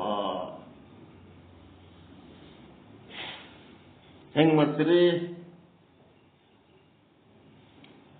ಸಗುಣ ನಿರ್ಗುಣ ಅಂತೇಳಿ ನಾಳೆಗೆ ಸಗುಣ ನಿರ್ಗುಣಕ್ಕೆ ಹೋಗೋಣ. ಈಗ ನಿಮಗ ಒಂದು ಸಂಜ್ಞೆ. ಏನ್ ಸಂಜ್ಞೆ? ಬ್ರಹ್ಮಜ್ಞಾನವಾಗದ ಹೊರತು ಮೋಕ್ಷ ಅಸಂಭವ. ಅರ್ಥ ಆಗಬೇಕಲ್ಲಿ. ಒಂದು ಮೂರ್ತಿ ಇಟ್ಟು ಪೂಜೆ ಮಾಡ್ಲಕತ್ತೀರಿ, ಅದನ್ನ ಸಕಾಮ ಕರ್ಮ ಮಾಡಿದ್ರ ಫಲ ಸಿಗ್ತದ, ಏನ್ ಬೇಡ್ತೀರಿ ಅದು ಸಿಗ್ತದ. ನಿಷ್ಕಾಮ ಕರ್ಮ ಅಂದ್ರೆ ನಿಷ್ಕಾಮ ಪೂಜೆ ಮಾಡಿದ್ರಿ ಅಂತಂದ್ರ ಏನು ಫಲ ಬೇಡ್ಲಾರ್ದ ಐತ್ರಿ ಅಂದ್ರೆ ಮನಸ್ಸು ಸ್ವಚ್ಛ ಆಗ್ತದ. ಮತ್ತೇನಾಗ್ತದ? ಅದನ್ನ ಮನಸ್ಸಿನಾಗ ಇಟ್ಕೊಂಡು ಧ್ಯಾನ ಮಾಡಿದ್ರಿ, ಸಕಾಮ ಉಪಾಸನೆ ಮಾಡಿದ್ರೆ ನಿಮ್ಮ ಉಪಾಸನೆಗೆ ತಕ್ಕ ಫಲ ಸಿಗ್ತದ. ಮತ್ತೆ ನಿಷ್ಕಾಮ ಉಪಾಸನೆ ಮಾಡಿದ್ರೆ ಮನಸ್ಸು ನಿಶ್ಚಲ ಆಗ್ತದೆ, ಚಂಚಲತೆ ಕಳ್ಕೊಳ್ತದೆ. ಇಷ್ಟೇ ಅಲ್ಲ ಆಗತ್ತೆ. ಮೋಕ್ಷ ಆಗಂಗಿಲ್ಲ, ಪರಮಾನಂದ ಪ್ರಾಪ್ತಿ, ಸರ್ವ ದುಃಖ ನಿವೃತ್ತಿ ಆಗಂಗಿಲ್ಲ. ಯಾವುದೇ ವಸ್ತು ಇರ್ಬೋದು, ಯಾವುದೇ ವ್ಯಕ್ತಿ ಇರ್ಬೋದು, ಅದನ್ನು ಪೂಜೆ ಮಾಡುವಾಗ ಅದರೊಳಗಿರುವ ಚೈತನ್ಯದ ಪೂಜೆ ಮಾಡಬೇಕು. ಆ ಚೈತನ್ಯವನ್ನ ಹಿಡಿದು ಪೂಜೆ ಮಾಡ್ಲಕ್ಕೆ ಬರಂಗಿಲ್ಲ ಅನ್ನೋದಕ್ಕೆ ನಾವೇನ್ ಮಾಡ್ತೀವಿ? ಗುರುವಿನೊಳಗಿರುವ ಚೈತನ್ಯವನ್ನ ಪೂಜೆ ಮಾಡಬೇಕು ಅಂದ್ರೆ ಬರಲ್ಲ ಅನ್ನೋದಕ್ಕೆ ಗುರುವಿನ ಪಾದ ಹಿಡಿದು ಪೂಜೆ ಮಾಡ್ತೀವಿ. ಆ ಗುರುವಿನ ಪಾದದೊಳಗಿರುವ ಚೈತನ್ಯ ಬೇರೆ ಅಲ್ಲ, ನನ್ನೊಳಗಿರುವ ಚೈತನ್ಯ ಬೇರೆ ಅಲ್ಲ. ನನ್ನೊಳಗಿರುವ ಚೈತನ್ಯ ಗುರುವಿನೊಳಗಿರುವ ಚೈತನ್ಯ ಒಂದೇ ಅಂತೇಳಿ ಚೈತನ್ಯವನ್ನು ಕಂಡು ಚೈತನ್ಯವೇ ಚೈತನ್ಯದ ಪೂಜೆ ಮಾಡಬೇಕು. ಅಲ್ಲಿ ಮೋಕ್ಷ, ಅಲ್ಲಿ ಪರಮಾನಂದ, ಅಲ್ಲಿ ಸರ್ವ ದುಃಖ ನಿವೃತ್ತಿ. ಆ ಸಂಜ್ಞೆಗೆ ಹೋಗ್ಬೇಕು. ನೀವು ಸಂಜ್ಞೆಗಳನ್ನ ಸಂಗ್ರಹ ಮಾಡಬೇಕು, ಅರ್ಥಗಳನ್ನ ಸಂಗ್ರಹ ಮಾಡಬೇಕು. ಸುಮ್ಮನೆ ಕೇಳಿ ಬಿಡಬಾರದು.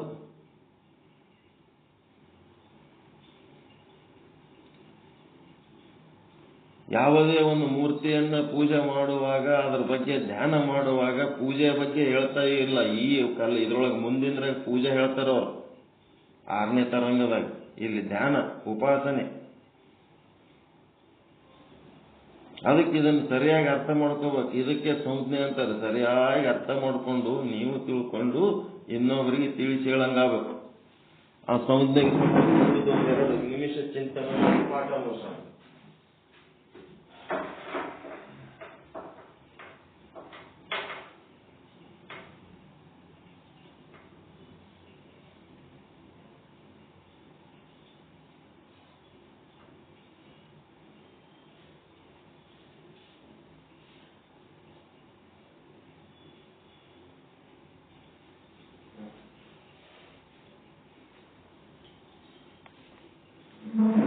ಈಗೊಂದು ಮೂರ್ತಿ ಅದ ಅಂತಂದ್ರೆ ಅದ್ರಾಗ ಏನೇನಿರ್ತದ್ರಿ? ನಾಮ ರೂಪ ಕ್ರಿಯೆ.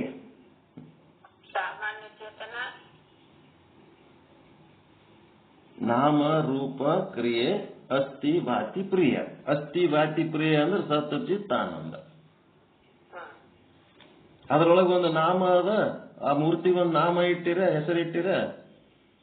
ಅದಕ್ಕೊಂದು ರೂಪ ಅದ. ಮತ್ತ ಅದ್ರದ್ದು ಕ್ರಿಯೆ ಅಂತಂದ್ರೆ ಅದು ಒಂದೇನೋ ಲೀಲೆ ಅದ. ಅದರದ್ದು ಒಂದ್ ಕೆಲಸ ಅದ ಈ ಜಗತ್ತಿನಾಗ. ಪ್ರತಿಯೊಂದು ಮೂರ್ತಿಗೂ ಒಂದೇನೋ ಮಹತ್ವ ಅದ, ಕ್ರಿಯೆ ಅದ.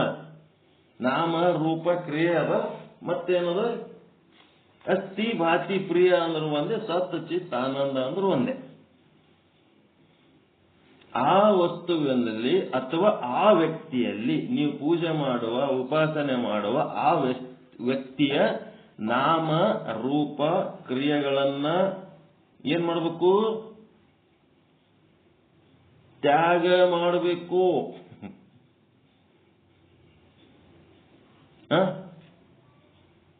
ನಾಮ ರೂಪ ಕ್ರಿಯೆಗಳನ್ನ ತ್ಯಾಗ ಮಾಡಬೇಕು. ಆ ವಸ್ತುವಿನ, ನೀವು ಪೂಜೆ ಮಾಡುವ, ಉಪಾಸನೆ ಮಾಡುವ ವಸ್ತುವಿನ ನಾಮ ರೂಪ ಕ್ರಿಯೆಗಳನ್ನ ತ್ಯಾಗ ಮಾಡಬೇಕು.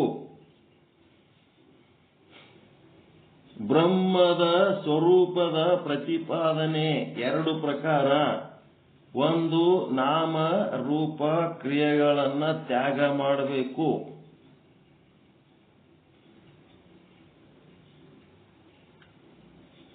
ಮಾಡಿ ಏನ್ ಮಾಡಬೇಕು? ಅದಕ್ಕೇನಂತಾರ ನಿಷೇಧ ರೂಪ ಪ್ರತಿಪಾದನೆ. ಈಗ ನನಗ ಗುರುಗಳಂತೇಳಿ ನೀವು ಪಾದ ಹಿಡಿದು ಪೂಜೆ ಮಾಡ್ತೀರಿ, ನಾ ಕುಡುಕ ಸಿಗರೇಟ್ ಸೇರ್ಕೋತ್ ಕೂತಿದ್ನಿ ಅಂತಂದ್ರೆ ನೀವೇನ್ ಮಾಡ್ಬೇಕೀಗ? ಏನ್ ನೋಡ್ಬೇಕು? ನಿಮ್ ಗುರುಗಳು ಕುಡುಕ ಗುರು ಇದ್ನಂದ್ರೆ ಏನ್ ಮಾಡ್ತೀರಿ? ಅವ ಸಿಗರೇಟ್ ಸೇದಾವ ಇದ್ನಂದ್ರೆ ಏನ್ ಮಾಡ್ತೀರಿ? ಏನ್ ಬರ್ಬೇಡತ್ ಬಿಡ್ತೀರ? ಮನಿ ಗುರು ಇರ್ತಾನ ಅವನು. ನಾಮ ರೂಪ ಕ್ರಿಯೆಗಳನ್ನ ತ್ಯಾಗ ಮಾಡಿದ್ರೆ ನಿಮ್ಗೇನು ಆನಂದ ಸಿಗುತ್ತದ ಅದೇ ಬ್ರಹ್ಮದ ಪ್ರತಿಪಾದನೆ. ನೀವು ಯಾವ ವಸ್ತುವನ್ನ ಪೂಜೆ ಮಾಡ್ತೀರಿ, ಕಲ್ಲ ಮಣ್ಣ ಕಟ್ಟಿಗೆ ಅಂತೀರಿ ಅನ್ನೋದಕ್ಕ?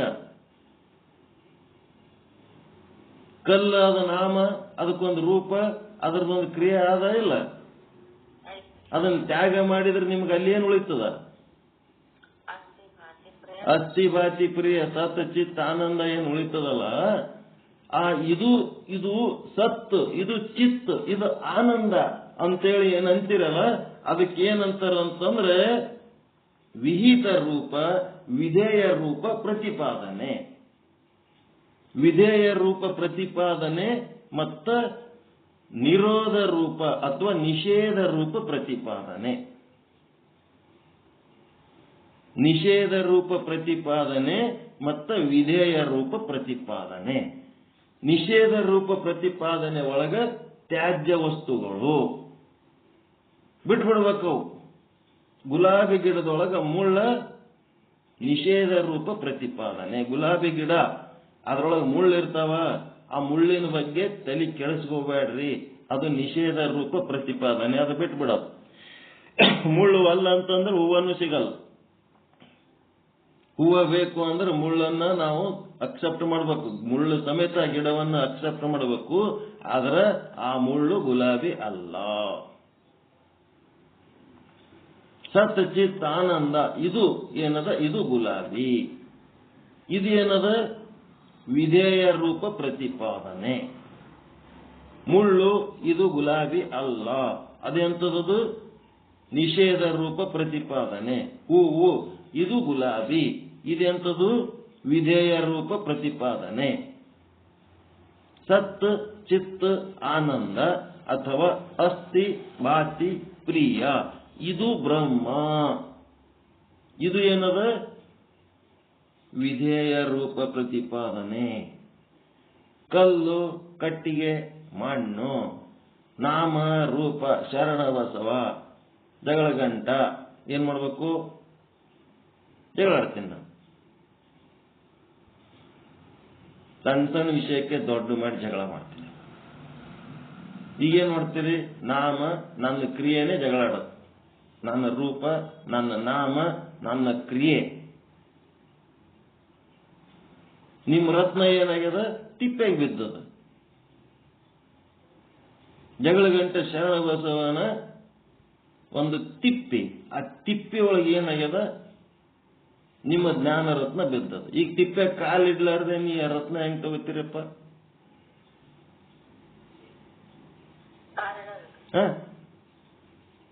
ತಿಪ್ಪೆ ಕಾಲಿಟ್ಟ ರತ್ನ ತಕೋಬೇಕಾಗ್ಯದ ಈಗ ಹೆಂಗ ಮಾಡಿ. ನಾನು ನಿಮಗೆ ಬೇಕಾಗಿಲ್ಲ, ಆದ್ರೆ ನನ್ನ ಜ್ಞಾನ ನಿಮಗೆ ಬೇಕು. ತಿಪ್ಪೆ ಬೇಕಾಗಿಲ್ಲ, ತಿಪ್ಪೆ ಒಳಗಿನ ರತ್ನ ಬೇಕು. ಈಗ ತಿಪ್ಪೆ ಒಳಗೆ ರತ್ನ ಬೇಕಾದ್ರೆ ತಿಪ್ಪೆ ಕಾಲಿಡ್ಬೇಕು. ಆದ್ರೆ ಹೆಂಗಿರ್ಬೇಕು? ಮೂಗು ಮುಚ್ಕೊಂಡು ಕಣ್ಣು ಮುಚ್ಕೊಂಡು ಹೋಗಿ ಸೀದಾ ರತ್ನ ತಗೊಂಡು ಬರ್ಬೇಕಷ್ಟೆ. ಉಳಿದೇನು ನೋಡ್ಲಕ್ಕೆ ಹೋಗ್ಬಾರ್ದು. ಅದು ಏನದ? ನಾಮ ರೂಪ ಕ್ರಿಯೆ ತ್ಯಾಗ ಮಾಡುವಂಥದ್ದು ಗುಣ ಕಲಿಬೇಕು. ಹಂಸ ಕ್ಷೀರ ನ್ಯಾಯ.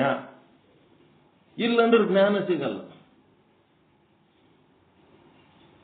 ಜ್ಞಾನ ಸಿಗಬೇಕಾದ್ರೆ ಶೇಂಗಾದ ಕಾಳು ಬೇಕಂದ್ರೆ ಅದ್ರ ಸಿಪ್ಪಿ ಸಮೇತ ಹುಟ್ಟಿ ಬರ್ತದ. ಬರ್ಬೇಕಾದ್ರೆ ಸೊಪ್ಪಿ ಒಡೆಯಂಗಿಲ್ಲ ಅಂತಂದ್ರೆ ಶೇಂಗಾ ಸಿಗಲ್ಲ.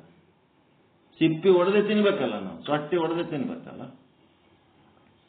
ಕಾಳು ಸೊಟ್ಟಿ ಸಮೇತನೇ ಇರ್ತದ. ಅದಕ್ಕೆ ಅಸ್ಥಿ ಭಾತಿ ಪ್ರಿಯ ಸತ್ ಚಿತ್ ಆನಂದ ಇದು ಶೇಂಗಾ. ನಾಮ ರೂಪ ಕ್ರಿಯೆ ಎದರದು? ಸಚ್ಚಿದಾನಂದನ ನಾಮ ರೂಪ ಕ್ರಿಯೆ. ಅದು ಶೇಂಗಾದ ಸೊಟ್ಟಿ. ಅದು ಆ ಸೊಟ್ಟಿಯನ್ನು ತ್ಯಾಗ ಮಾಡಬೇಕು. ಸಂಜ್ಞೆ 2 ಸಂಜ್ಞೆ ಕೊಟ್ಟಿನಿ ನಾನು. ನಿಷೇಧ ರೂಪ ಪ್ರತಿಪಾದನೆ, ವಿಧೇಯ ರೂಪ ಪ್ರತಿಪಾದನೆ. ಇದು ಬ್ರಹ್ಮದ ಸ್ವರೂಪದ ಪ್ರತಿಪಾದನೆ 2 ಪ್ರಕಾರ. ಒಂದು ನಿಷೇಧ ರೂಪ ಪ್ರತಿಪಾದನೆ ಅಂದ್ರೆ ನಾಮ ರೂಪ ಕ್ರಿಯೆಗಳನ್ನ ತ್ಯಜಿಸುವುದು ನಿಷೇಧ ರೂಪ ಪ್ರತಿಪಾದನೆ. ಸತ್ ಚಿತ್ ಆನಂದ ಅಥವಾ ಅಸ್ಥಿ ಭಾತಿ ಪ್ರಿಯ, ಇದು ಎದುರದು ವಿಧೇಯ ರೂಪ ಪ್ರತಿಪಾದನೆ. ಈ ನಿಷೇಧ ರೂಪ ಪ್ರತಿಪಾದನೆ ಯಾವುದರ ಭಾಗ? ಇದು ಮಾಯೆಯ ಭಾಗ, ಅವಿದ್ಯೆಯ ಭಾಗ. ಹೌದಾ? ಇದ್ಯಾವುದು? ಅಸ್ಥಿ ಭಾತಿ ಪ್ರಿಯ, ಇದು ಚೇತನದ ಭಾಗ, ಬ್ರಹ್ಮದ ಭಾಗ. ಬ್ರಹ್ಮದ ಭಾಗವನ್ನ ಪರಿಗಣಿಸಿ ಮಾಯೆಯ ಭಾಗವನ್ನ ತ್ಯಜಿಸಿ ಬ್ರಹ್ಮ ಸ್ವರೂಪದ ಪ್ರತಿಪಾದನೆ ಮಾಡಬೇಕು.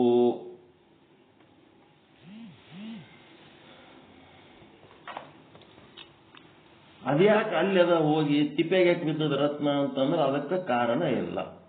ಅದಕ್ಕೇನಂತಾರ? ಅನಿಮಿತ್ಯವಾಗಿ. ನಿಮಿತ್ತ ಇಲ್ಲ ಅದಕ್ಕೆ.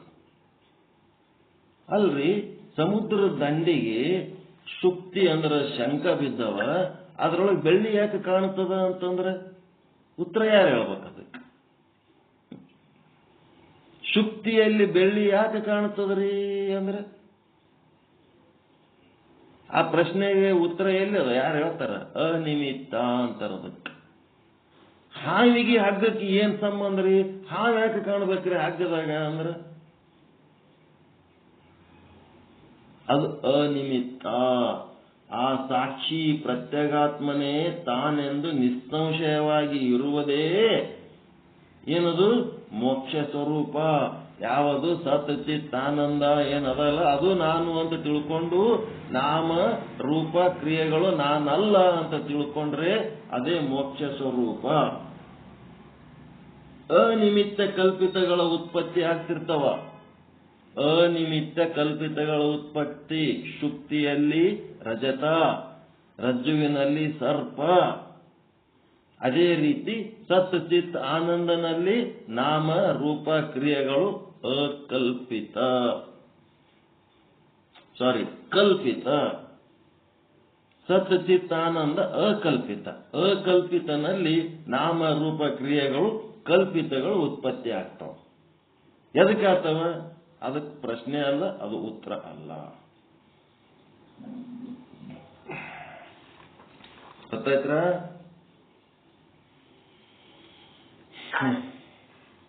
ಸಂಜ್ಞೆ ಸಂಜ್ಞೆ ಸಂಜ್ಞೆ ಸನ್ನೆ ಸಂಜ್ಞೆ ಅಂದ್ರೆ ಈ ರೀತಿ ಅಂತೇಳಿ ಒಂದು ಹಿಂಗ್ ತೋರಿಸಿ ಕೊಡ್ತಿರ್ತೀವಿ ನಾವು.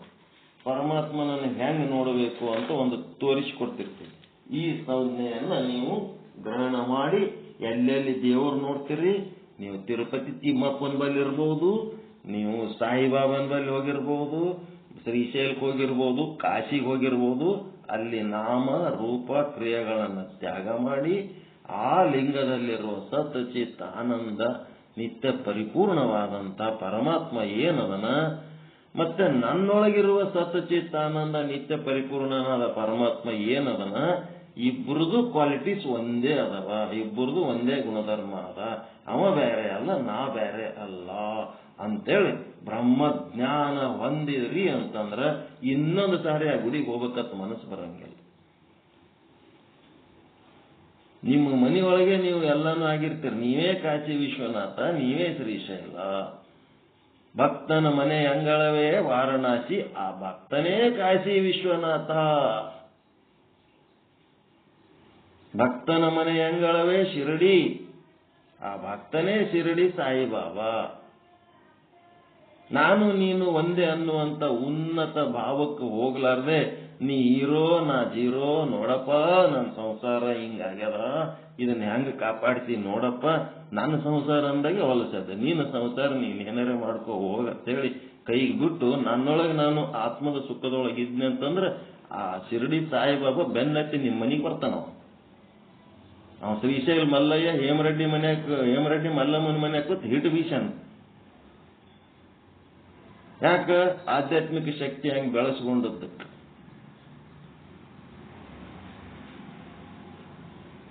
ಅದಕ್ಕೆ ಆಧ್ಯಾತ್ಮಿಕ ಶಕ್ತಿಯನ್ನು ಬೆಳೆಸೋದಕ್ಕೆ ಪ್ರಾಮಾಣಿಕ ಪ್ರಯತ್ನ ಮಾಡಬೇಕು,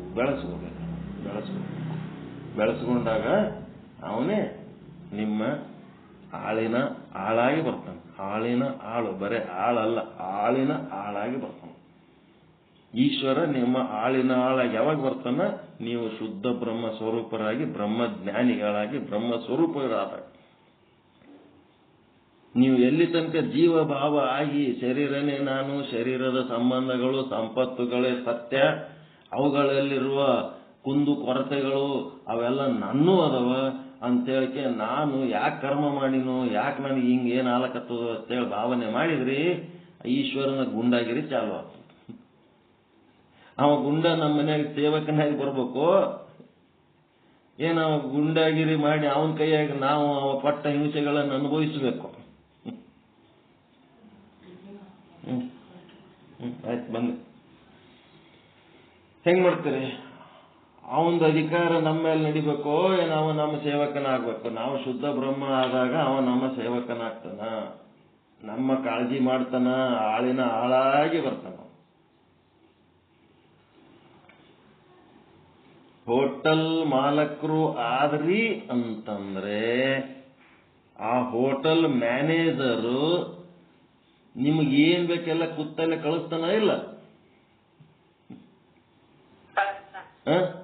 ಮಾಲೀಕನಾಗಿ ಫೋನ್ ಮಾಡ್ತೀರಿ ನೀವು, ಯಾರು ಕೆಲಸಗಾರರಿಗೆ ಫೋನ್ ಮಾಡಲ್ಲ, ಮ್ಯಾನೇಜರಿಗೆ ಫೋನ್ ಮಾಡ್ತೀರಿ, ಏನ್ ಬೇಕು ಇದು ಕಳ್ಸಪ್ಪ, ಬೆಳಗ್ಗೆ ಟಿಫಿನ್ ಊಟ ಆಯ್ತ್ರಿ ಮಾಡಿಸಿ ಕಳಿಸ್ತಾನ. ಯಾರು ಸಿಗಲಿಲ್ಲ, ಹೋಟೆಲ್ನ ಕೆಲಸ ಮಾಡೋರು ಬಿಜಿ ಇದ್ರ ತಾನೇ ತಗೊಂಡು ಬರ್ತಾನ.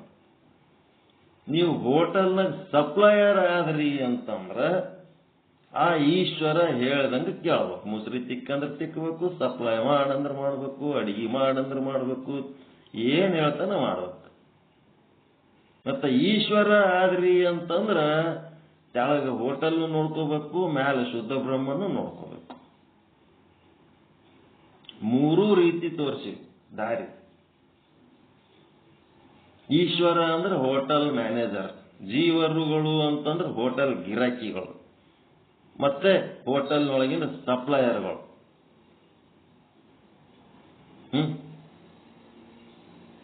ಶುದ್ಧ ಬ್ರಹ್ಮ ನೀವು ಆದ್ರಿ ಅಂತಂದ್ರೆ ಅವನು ಮ್ಯಾನೇಜರ್ಗಳೇನು ಕೆಲಸದವ್ರು ಎಲ್ಲರೂ ನೀವು ಹೇಳ್ದಂಗೆ ಕೇಳ್ತಾರೆ.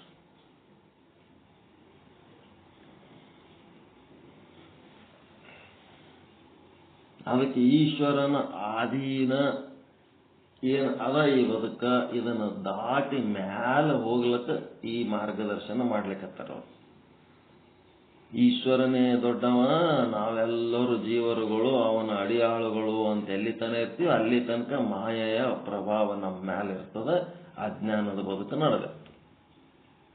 ನಮ್ಮ ಆತ್ಮಜ್ಞಾನ ಮಾಡ್ಕೊಂಡೇವಂತಂದ್ರ ಮೋಕ್ಷ ಅಂದ್ರೆ ಏನು? ಈಶ್ವರನ ಕ್ಲಚ್ಲಿಂದ ಪಾರಾಗದು, ಅವನ ಹಿಡಿತದಿಂದ ಪಾರಾಗದು, ಮಾಯೆಯ ಹಿಡಿತದಿಂದ ಪಾರಾಗದು, ಅವಿದ್ಯೆ ಹಿಡಿತದಿಂದ ಪಾರಾಗದು, ಜೀವಭಾವ ಕಳ್ಕೊಂಡು ಶುದ್ಧ ಬ್ರಹ್ಮ ನಾವು ಆದೇವಂತಂದ್ರ ಯಾರ ಹೆಂಡ್ರು, ಯಾರ ಗಂಡ್ರು, ಯಾರ ಮಕ್ಕಳು, ಯಾವ ಮನೆ, ಯಾವ ಹೊಲ, ಯಾವ ಮಠ, ಯಾವುದು ಇಲ್ಲ, ಅಲ್ಲಿ ಏನು ಉಳಿಲಿಲ್ಲ. ಅಖಂಡ ಬ್ರಹ್ಮವಾಬ್ನೆ, ಆನಂದನೇ ಆನಂದ, ಆನಂದನೇ ಆನಂದ.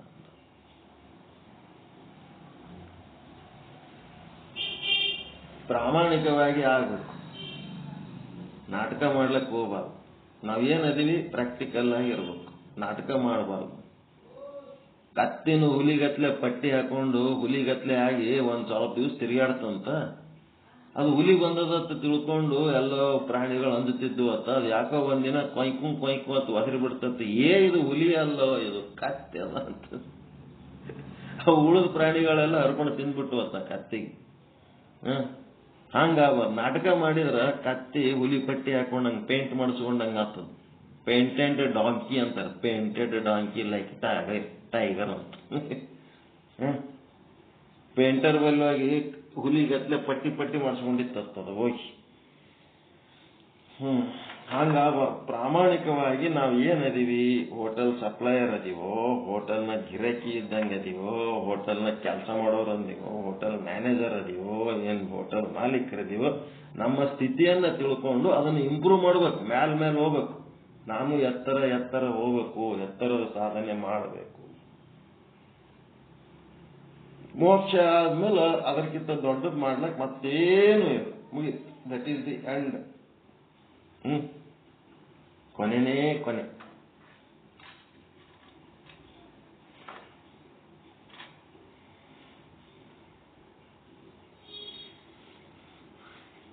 ಕೆಲವೊಬ್ರು ಮಕ್ಕಳಾಗಿರಂಗಿಲ್ಲ. ಅದು ಏನದ್ರ ಅರ್ಥ? ಏನ್ ಮಕ್ಕಳಾಗಿಲ್ಲ, ಗೋಳಾಡೋದಿರಂಗಿಲ್ಲ. ಮಕ್ಕಳದೊಂದು ಋಣ ಅಂತೇನು ಹೊತ್ಕೊಂಡು ಬಂದಿರ್ತೀವಿ, ಅದು ತೀರೋಗ್ಬಿಟ್ಟಿರ್ತದ. ಮಕ್ಕಳದ ಋಣ ತೀರಿಸ್ಲಕ್ಕ ಏನು ಇರಂಗಿಲ್ಲ. ಕೆಲವೊಬ್ರಿಗೆ ತಂದೆ ತಾಯಿ ಇರಲ್ಲ. ಅದೇನು ತಂದೆ ತಾಯಿ ಋಣ ತೀರ್ಸೋದು ತೀರೋಗ್ಬಿಟ್ಟಿರ್ತದ ಅವ್ರ ಜೀವನದೊಳಗ.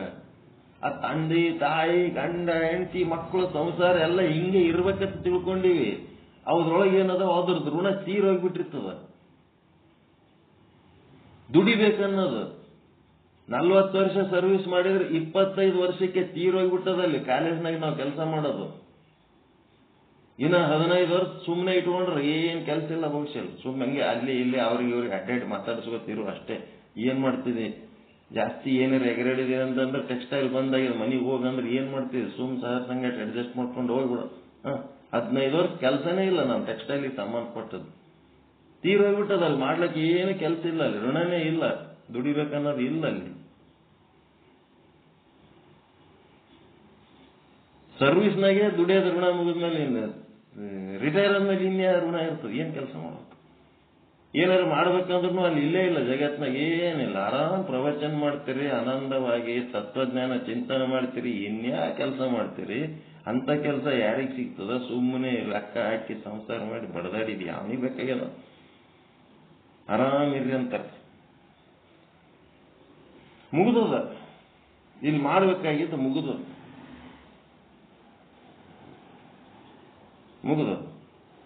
ನಾವು ಏನಾರ ಭಗವದ್ಗೀತೆ ಸಿದ್ಧಾಂತ ಶಿಖಾಮಣಿ ಹಿಡ್ಕೊಂಡಿದ್ದೇವೆ ಅಂತಂದ್ರ ಅಲ್ಲಿ ಜ್ಞಾನಕಾಂಡ ಯಾವಾಗದದು? ಲಾಸ್ಟಿಗಿಟ್ಟಂದು 18ನೇ ಅಧ್ಯಾಯದಾಗದ ಜ್ಞಾನಕಾಂಡ. ಐಕ್ಯ ಸ್ಥಳದಾಗದ ಜ್ಞಾನಕಾಂಡ. ಅದು ಮುಗಿಸತಾನ ನಾ ಬದುಕಿರ್ಬೇಕಾಗಿತ್ತು. ವಿಚಾರ ಸಾಗರ ಹಿಡ್ದೀನಿ, 4ನೇ ತರಂಗದಾಗೆ ಜ್ಞಾನಕಾಂಡ ಮುಗಿದು ಹೋಗ್ಬಿಟ್ಟದ, ಮೋಕ್ಷ ಆಗಿಬಿಟ್ಟದ. ಉಪಾಸನೆ ಕರ್ಮ ಹೇಳ ಏನ್ ಅವಶ್ಯಕತೆ ಇಲ್ಲ, ಬದುಕಿವೆ ಹೇಳಕತ್ತೀವಿ ಅಟೆ. 4ನೇ ತರಂಗ ಮುಗಿದ್ಮೇಲೆ ಈ ಪಾಠ ಹೇಳೋದನ್ನು ಜವಾಬ್ದಾರಿ ಮುಗಿದು ಹೋಗ್ಬಿಟ್ಟದ ನಮಗೆ. 5-6 ನೀವು ಓದ್ಕೊಂಡ್ರೆ ತಿಳಿಯಂಗಿಲ್ಲ. ಇಲ್ಲೇನು ಭಾರಿ ದೊಡ್ಡ ವಿಷಯ ನಡೆದದ ಏನಿಲ್ಲ. ಸುಮ್ಮನೆ ಗಂಟೆಗಟ್ಟಲೆ ನಿಮ್ ಟೈಮ್ ವೇಸ್ಟ್ ಮಾಡ್ತೇನೆ. ನಿಮ್ಮನ್ನ ನೀವು ಓದ್ಕೊಂಡ್ರೆ ತಿಳಿತದೆ. ಅಂಥದ್ದು ಮೋಕ್ಷ ಪ್ರದಾಯಕ ಬ್ರಹ್ಮಜ್ಞಾನನೇ ಹೊಂದಿದ ಮೇಲೆ 4ನೇ ತರಂಗ ಓದಿದವನಿಗೆ ಜಗತ್ತಿನೊಳಗೆ ಯಾವುದೂ ದೊಡ್ಡದಲ್ಲ ತಿಳ್ಕೊಳಕ್. ಏನೋ ನಮ್ಮದು ಮಾತು ಕೇಳಬೇಕಂತೇಳಿ ಹುಚ್ಚಿಡೋದು ನಿಮ್ಗೆ, ಅದಕ್ಕೆ ಕೂತು ಕೇಳ್ತೀರ ಅಷ್ಟೇ. ನಮ್ಮ ಮಾತಿನಾಗ ಏನೋ ಅಂತ ದೊಡ್ಡ ಗಹನವಾದ ವಿಷಯಗಳು ಏನೇನೂ ಇರಲ್ಲ. ಏನದು? ಏನ್ ಹೇಳಕತ್ತೀನಿ ಇವತ್ತೇನು ಹೇಳಿಲ್ಲ, ಸುಮ್ಮನೆ ಹಿಂಗೆ. ಕೃಷ್ಣಂದು ಕೊಳಲಿನ ನಾದಕ್ಕ 16,000 ಗೋಪಿಕಾ ಸ್ತ್ರೀಯರು ಸೋಮವಾಗಿ ಕೇಳ್ಕೋತ್ ಕೂಡ್ತಿದ್ರತ್ತ. ಹಂಗೆ ನಮ್ದು ಇದು ಕೊಳಲು ಓದೋದು ಕೇಳ್ಕೊತ್ ಕೂತಿರ್ತೀರ ಅಟೆ. ಮುರಳಿ ನಾದ ಜ್ಞಾನ ಏನದು? ಮುಗಿದು ಹೋಗ್ಯದ. 4ನೇ ತರಂಗದಾಗ ಮುಗಿದು ಹೋಗ್ಬಿಟ್ಟದ. ವಿಚಾರ ಸಾಗರ ಮುಗಿಸೋದೇ ಬೇಡ, ಮುಗಿಸ್ಬೇಡ್ರಿ. ಅವ್ರು ಹೆಂಗ್ ಹೇಳ್ತಾರ, ಅದು ಮುಗಿತಂತಂದ್ರ ದೊಡ್ಡ ಸಮಸ್ಯೆ ಆಗ್ತದ ಸ್ವಾಮಿ, ಮುಗಿಸ್ಬೇಡ್ರಿ. ಚಿಕ್ಕಿರಪ್ಪರು ಹೇಳ್ತಾರ, ಇದು ನಡೀತಾ ಇರ್ಬೇಕು ಹಿಂಗೆ. ಆನಂದ ಆನಂದ ಆನಂದ. ವಿಚಾರ ಸಾಗರ ಮುಗಿದ್ಮೇಲೆ ಮತ್ತ ಚಾಲು ಮಾಡಿದ್ರೆ ಅದು ರುಚಿ ಇರಂಗಿಲ್ಲ. ಎಷ್ಟು ಬೇಕು ಅಷ್ಟೇ ಹೇಳ್ಕೊತ ಸ್ವಲ್ಪ ಪರ್ಫೆಕ್ಟ್ ಮಾಡ್ಕೋತೋರಿ. ಇವತ್ತು ಹೇಳಿದ ಸಂಜ್ಞೆ ಏನು ಸಾಣದೇನ್ರಿ? ಯಾರ್ದಾರ ಪಾದ ಪೂಜೆ ಮಾಡ್ಲಕತ್ತೀರಿ ಅಂದ್ರೆ ಆ ಮೂರ್ಖರು ಪಾದ ಪೂಜೆ ಯಾಕೆ ಮಾಡ್ತಾರೆ? ಯಾರ್ಯಾರ ಪಾದದ ಪೂಜೆ ಮಾಡ್ತಿರ್ತಾರೆ ಅಂದ್ರೆ ನಾಮ ರೂಪ ಕ್ರಿಯೆಗಳನ್ನ ತ್ಯಾಗ ಮಾಡಿ ಸತ್ತ ಚಿತ್ತ ಆನಂದನ ಪೂಜೆ ಮಾಡ್ತಿರ್ತಾರೆ, ಏನ್ ಪಾದ ಪೂಜೆ ಮಾಡ್ತಿರ್ತಾರ?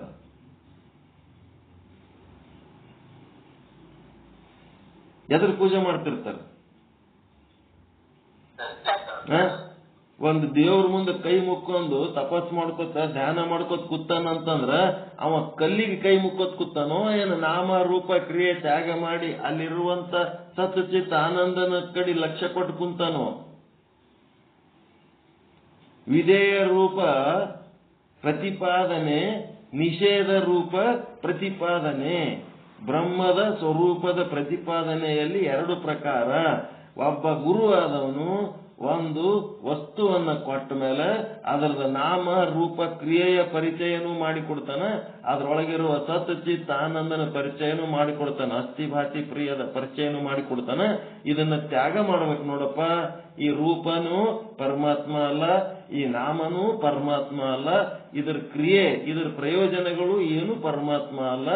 ಇವನ್ನೆಲ್ಲ ದಾಟಿ ಇದು ಸತ್ತು ಚಿತ್ತು ಆನಂದ, ಇದೇ ನಿತ್ಯ ಪರಿಪೂರ್ಣ ಅಂತೇಳಿ ನೀನು ಮಾಡ್ಬೇಕು ನೋಡಪ್ಪ ಅಂತೇಳಿ ಅದರದ್ದು ಪರಿಚಯ ಮಾಡಿ ಜ್ಞಾನ ಹೇಳಿ ಕೊಡ್ತಾನ. ಅವ ಆ ಜ್ಞಾನದ ಪ್ರಕಾರ ಆ ಶುದ್ಧ ಬ್ರಹ್ಮದ ಸ್ವರೂಪದ ಸಾಧನೆ ಅವ ಮಾಡ್ತಿರ್ತಾನೆ. ಅವನಿಗೆ ಹೋಗಿ ಇವ ಇದ್ರ ಕಲ್ಲಿನ ಮೇಲೆ ಕಲ್ಲಿನ ಮುಂದೆ ಕೈ ಮುಕ್ಕೊಂಡು ಕೂತಾನಂತಂದ್ರೆ ಅವ ಕಲ್ಲಿನ ಮುಂದೆ ಕೈ ಮುಕ್ಕೊಂಡು ಕೂತಾನ. ಕಲ್ಲು ದೇವರಲ್ಲ, ದೇವರು ಕಲ್ಲಲ್ಲ. ದೇವರು ಕಲ್ಲಲ್ಲ. ಸತ್ ಚಿತ್ ಆನಂದ ನಿತ್ಯ ಪರಿಪೂರ್ಣ ಕಲ್ಲಲ್ಲ. ಮತ್ತ ಕಲ್ಲು ನಾಮ ರೂಪ ಏನದಲ್ಲ ಅದು ದೇವರಲ್ಲ.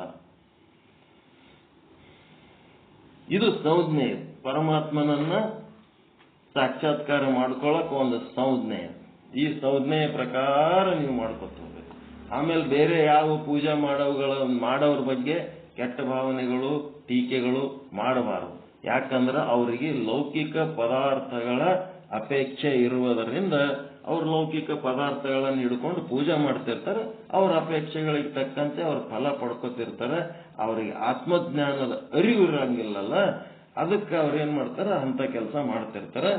ಆತ್ಮಜ್ಞಾನದ ಅರಿವಿದ್ದವರು ಗುರುವಿನ ಬಳಿ ಬಂದು ಇವೆಲ್ಲ ಆತ್ಮಜ್ಞಾನಕ್ಕೆ ಸಂಬಂಧಪಟ್ಟಂತ ಬ್ರಹ್ಮಜ್ಞಾನಕ್ಕೆ ಸಂಬಂಧಪಟ್ಟಂತ ಚಿಂತನೆಗಳನ್ನ ಮಾಡಿ ಶ್ರವಣ ಮನನ ಮಾಡಿ ಮೋಕ್ಷ ಪ್ರಾಪ್ತಿ ಮಾಡಿಕೊಂಡು ಅತ್ಯಂತ ಅತ್ಯುನ್ನತವಾದ ಸ್ಥಿತಿಯನ್ನು ಪ್ರಾಪ್ತಿ ಮಾಡ್ಕೋತಾರೆ. ಅದಕ್ಕಿಂತ ಎತ್ತರದ ಸ್ಥಿತಿ ಮತ್ತೊಂದು ಇಲ್ಲದಂತ ಸ್ಥಿತಿಗೆ ಹೋಗ್ತಾರೆ. ಯಾರ್ಯಾರ ಸ್ಥಿತಿಗಳು ಯಾರ್ಯಾರ ಶ್ರದ್ಧೆಗಳು ಎಲ್ಲೆಲ್ಲಿ ಮಾಡ್ಲಕತ್ತಾರ ಅವ್ರ ಶ್ರದ್ಧೆಗಳು ಕೆಡಿಸ್ಲಕ್ ಹೋಗಿ ನಮ್ಮ ಬ್ರಹ್ಮಜ್ಞಾನ ಅವ್ರ ಶ್ರದ್ಧೆ ಕೆಡಿಸೋದಲ್ಲ, ಎತ್ತರದ ಒಂದು ವಿಚಾರವನ್ನು ಪರಿಚಯ ಮಾಡೋದು ನಮ್ಮ ಒಂದು ಬ್ರಹ್ಮಜ್ಞಾನದ ಗುರಿ ಅಷ್ಟೇ.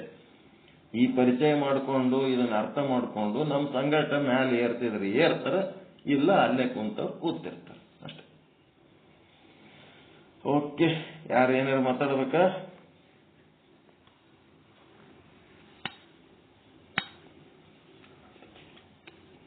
Anything to speak? Nothing means the end. ಏನ್ ಮಾಡಬೇಕು? ಪರಮಾನಂದ ಪ್ರಾಪ್ತಿ ಭವ, ಸರ್ವ ದುಃಖ ನಿವೃತ್ತಿ ಭವ, ಇಷ್ಟಾರ್ಥ ಸಿದ್ಧಿರಸ್ತು, ಯಶಸ್ವಿ ಭವ ಯಶಸ್ವಿ ಭವ.